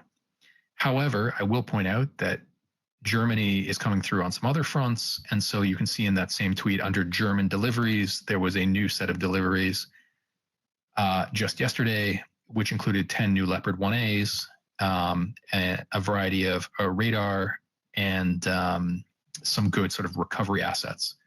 And so while all of those were previously announced, it's still nice to see them actually hitting the field. And it just goes to show that, as much heat as Germany gets, it is continuing to support Ukraine. I'll pause. Wolverine, did you want to go ahead? Yeah, the only thing on the AIM-9s, it is possible that they can actually be installed on other platforms, rotary wing and fixed wing. Some other things that they, like in the United States, the Marine Corps has actually had AIM-9 sidewinders that have been mounted on their old AH-1 Whiskey gunships. Those have been carrying them since the 90s. So, some of the ingenuity we've seen with Ukraine mounting some of these other Western munitions onto their fixed-wing aircraft, I think that they could, with the knowledge that they have, I think they could actually easily adapt the use of those AIM-9s, not only on MiG-29s, but they can also the Su-25s, and they could potentially even install them on the Mi-8, Mi-24, Mi-35 variant helicopters as well. Well, that would be pretty interesting to see. I know that they've been quite ingenious in adapting the HARM and Storm Shadow launch points. So I wouldn't put it past them in terms of developing some great ways to deploy them on helicopters as well. Hopefully the supply of AIM-9s is enough that they can innovate like that. Okay, so I'm working from the first item in the nest, and FYI, I have about 3 more of these blocks. So, at maybe 2-3 minutes each, we'll wrap up in about 10. If anybody anybody assisting me has to go, totally understand. Okay, so that first item in the nest, tragic news with the first. There was a crash involving 2 Ukrainian helicopters, both Mi-8s. The word came out about this, I guess is especially poignant after the crash and training of the L-39s, in which 3 pilots died. In this case, all the crew on board both helicopters were killed, 6 in total. Initially, there was no explanation as to cause. This article from Medusa goes into reporting that there may have been Russian air assets in the area, and that these aircraft were attempting to quickly land in an effort to evade that aircraft. And it was during that sort of fast landing process that I don't know if they collided with one another or if they collided with something in the environment. But, again, it's a tragedy. The next set of material here, staying in that same first item in the nest, are all about drones. So quickly running through them, Sam Bendet passed along a tweet that said that Ukraine is hoping to purchase 200,000 UAVs this year, and they provide some information saying that they had set aside 40 billion hryvnia. Set aside 40 billion hryvnia to that end. That they had spent, I believe it was 25 billion of that, and that they had acquired 22,000 UAVs so far, but that they apparently believe they were still on track. And I noted in reply to this that would suggest that first 25 billion hryvnia, a lot of that must have gone on research and development, as they've gone through more than 50%, but they've only acquired 10, 15% of the desired drones.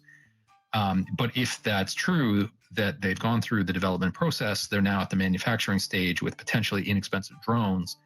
If they could ramp up to acquire 170,000 more drones in this year, then what we've seen with the drone attacks so far may turn out to be, just the beginning. The next item down, there was this video that went around testing those cardboard drones when they deploy their munitions. We spoke about that earlier, about sort of that shotgun pellet effect, how it's dispersed and damage might not be readily detectable. The next item below that is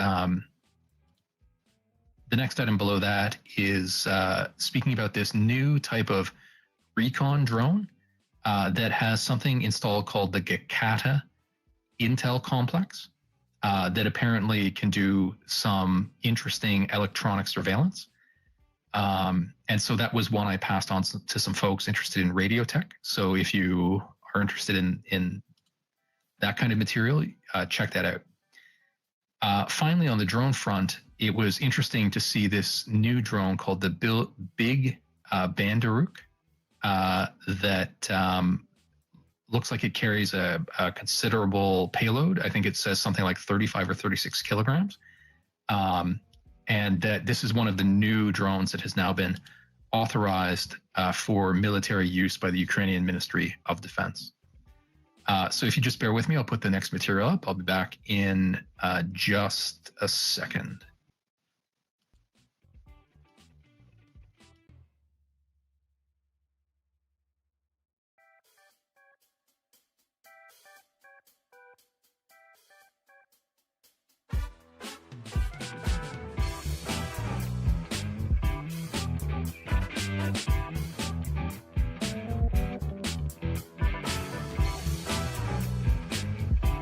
So second last block, this is about the F-16. It should appear in the nest in just a moment. It includes an interview that Zelensky had in which he said that Ukraine is looking to obtain up to 160 F-16 jets. Apparently at this point, he believes that there are between 50 and 60 F-16s that have been committed. So Ukraine is still pressing to try to find commitments of just over 100 more F-16s. And so if anybody's sort of keeping score of where we are relative to Ukrainian needs, there's your number. The second heading in that tweet about the Lockheed F-16 contract, and you'll see it's in the tweet from Kazia Ollongren, who is the defense minister of the Netherlands. And so people were speculating whether there would be any commercial engagement in the maintenance of F-16s for Ukraine. And so it looks like at least during the training stage, Lockheed Martin will be involved directly. And that has led some people to speculate about whether Lockheed Martin may be engaged in continuing maintenance even after the F-16s have been handed over to Ukraine. So it leads to some interesting speculation. Third item down, just confirmation that Greece and the Czech Republic will be also engaged in F-16 training. We saw Zelensky note this last week. Apparently now they look like they have reached out to the Danish defense minister, and they're coordinating now with those governments so that it's all one large training program. The fourth item down where it says F-16 component manufacturing. And so that's a Polish article, but it was announced that a local Polish outfit called PZL Mielek will be opening a manufacturing facility for spare parts for F-16s in Poland. which, depending on how quickly that develops, could provide some additional supply of spare parts to Ukraine. It's just a question of the speed with which that new facility may be open. Finally, in this block, there is there's an article from the New York Times. I'll break this one out to the nest. This isn't just about training and maintenance and cost and so on, but I think it's relevant to speak to the impact that the F-16 will have on the Ukrainian, not just this offensive, but the Ukrainian offensive capability generally. In that it can offer many advantages. We talked about the integration of various weapon systems,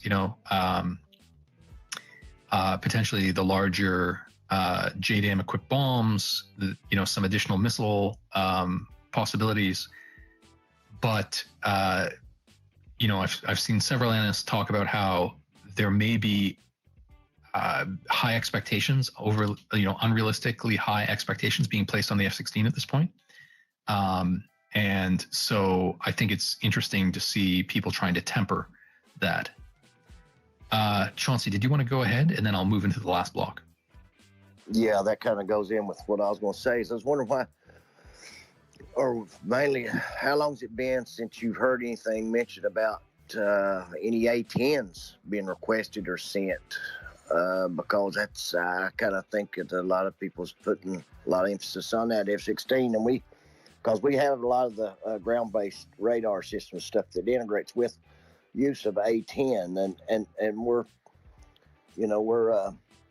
retiring those anyways, and have a shitload of them, sitting, getting mothballed. There's speculation from time to time. It's been pretty consistent that it sounds like it's not a very permissive environment for A-10s, given Russian air defense systems. So I don't think the discussions reach that point. But I have heard Zelensky say, and this was with regard to F-18s, I think from Finland. He said, look, we're going to take whatever systems are offered to us. There's a lot that we can use. I think what Ukraine wants to avoid is being offered systems, so they wind up with something that isn't ideal, and then others say, oh, well, then we don't need to provide, this other system. So there was talk about would they get Gripens, and would Gripens displace some F-16s? But I think if they can get as much as they can, they're happy to take and try and work with whatever systems are available. Well, I just think because when it comes to getting pilots and stuff ready and training stuff, that they could have people in A-10s within weeks. It wouldn't be months; it would be weeks.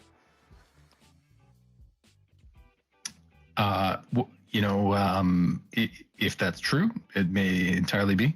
I think that would depend on them having established, a different sort of situation with regard to air dominance. So maybe after F-16s have been in use for a while, perhaps they can find roles for them.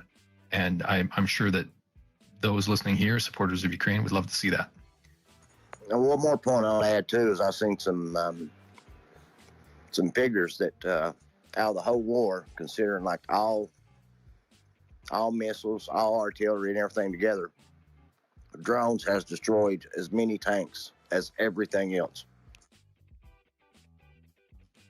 Well, that's interesting. And I mean, while that's possible, if you happen to come across the place where you saw that claim, since we're only going to be running for another 5 minutes, there may not be time, but if you find it, I'd appreciate it if you send it to me, and then we'll include it in future material, because we like to, provide reference material wherever we can. I'll screenshot it and send it to you real quick. Awesome. Okay. Before I move into this last block on some of the ground equipment, having covered, drones and aircraft and missiles, just a reminder that our next conversation will be on Sunday afternoon at 4 p.m. We run twice a week, Thursdays at 9 Eastern and Sundays at 4 Eastern. So it's the first item in the nest. You can set your reminders now. And also, if you didn't hear at the top of the show, friends of ours do stream this to YouTube. And that's the second item in the nest. So if you missed the conversation, you want to listen back, or in future you want to listen, while doing something else, and you just won't be available to chat, check out the YouTube channel. So this last block on ground equipment, quick announcements. The first item there, it was announced by the Pentagon today that the first 10 of the 31 promised Abrams from the U.S. are going to be delivered by mid-September. That they're just getting their final refurbishments in Germany at the moment. So that's good news. We could even see those, in combat in the coming months. The second item there is a tweet, an article from military in Ukraine. That talks about how they have now set up a new production line in order to manufacture mortar tubes, and that now they've delivered 600 new mortars. There has been so much progress on domestic manufacturing of arms in Ukraine in the last month or so that it would be really interesting for somebody to set up a comprehensive thread setting it all out. It was also announced, the third item down in that tweet, that BAE Systems, which is a UK-based arms manufacturer, has now signed an agreement where they'll open up a manufacturing plant in Ukraine in order to manufacture spare parts in order to repair and make new L-119 artillery systems. And so these are the 105 millimeter, so the slightly smaller caliber. But there were some interesting threads today about how these are, great systems. They have a range, I think it was up to something like 10 miles. That in the Ukrainian force, in many ways, they have come to replace the Russian 122 millimeter caliber. So they are getting some wide use. The fourth item down notes that a new contract was entered into in order to replace the Excalibur, which are the precision artillery, the 155 millimeter precision artillery shells that have GPS guidance in them. It's not clear exactly how many. I think it would be on the order of several hundred because they're very expensive. But on the order of several hundred have been provided to Ukraine, with the first arriving, I think about a year ago. And it's stated here that the contract is in order to replace stock that was sent to Ukraine. So it's not clear this means, additional will necessarily be sent. But if they're ramping up production, that probably sets conditions where it would make it easier to deliver more to Ukraine down the road. Last two items. Second from the bottom is a note about the Boxer, which is a British manufactured, I think it may be actually manufactured by KMW, which is a German company. Yes, that's right. But 155 millimeter gun system, self-propelled gun. And these are fairly advanced. I don't think any of this type has been delivered to Ukraine. And it was announced that the first units are now set to be delivered to Ukraine in the first quarter of 2024. So we're now looking, 15 months out. But it's interesting that they're thinking on that timescale. And then finally, I'll admit I don't know very much about this vehicle, but in that last tweet from Praise Steph, the first instance of a vehicle called the AIFV C-25, which is a Belgian infantry fighting vehicle. It's the first time that it has been spotted in Ukraine. And so some of the specs are set out there. It has a 25 millimeter cannon, and some machine guns and so on. And so it's said that it's quite similar to the Dutch version, the YPR 765, which, if I'm not mistaken, is like an up-armored M113, but I'm sure that somebody listening will probably correct me on that down the road. And so with that, I just wanted to get through that because this info still dates, and we'll have tons to talk about on new material on Sunday. Just as a reminder, if you click through those items in the nest, they take you to the general thread. And there's lots that we didn't get to in terms of economics, diplomacy, cyber matters, and developments in Africa, including the coup in Gabon, and the ongoing back and forth between Niger and the ECOWAS countries that we're keeping an eye on. So if you're interested in any of that, do look at the written version of the thread. And so I think just double checking, no hands. All right. With that, I will wrap up. I know Mike, we went I considerably. sent that to you there. It's in your DMs already. Oh, perfect. Thank you very much. I'll make sure to include that in our next conversation. And so with that, I'll wrap up. Thanks very much for sticking with us. I know we went a bit over time, and I always appreciate you guys coming to listen. I would encourage you to follow any of the speakers who are up with us tonight. For the most part, they've been following the war in great detail since the beginning. And finally, I'd like to thank my co-hosts, Exit and Jacoby. Without your guys' help, it would be very hard to hold these spaces. And so with that, hopefully we see you guys to chat on Sunday afternoon. And until then, have a great night.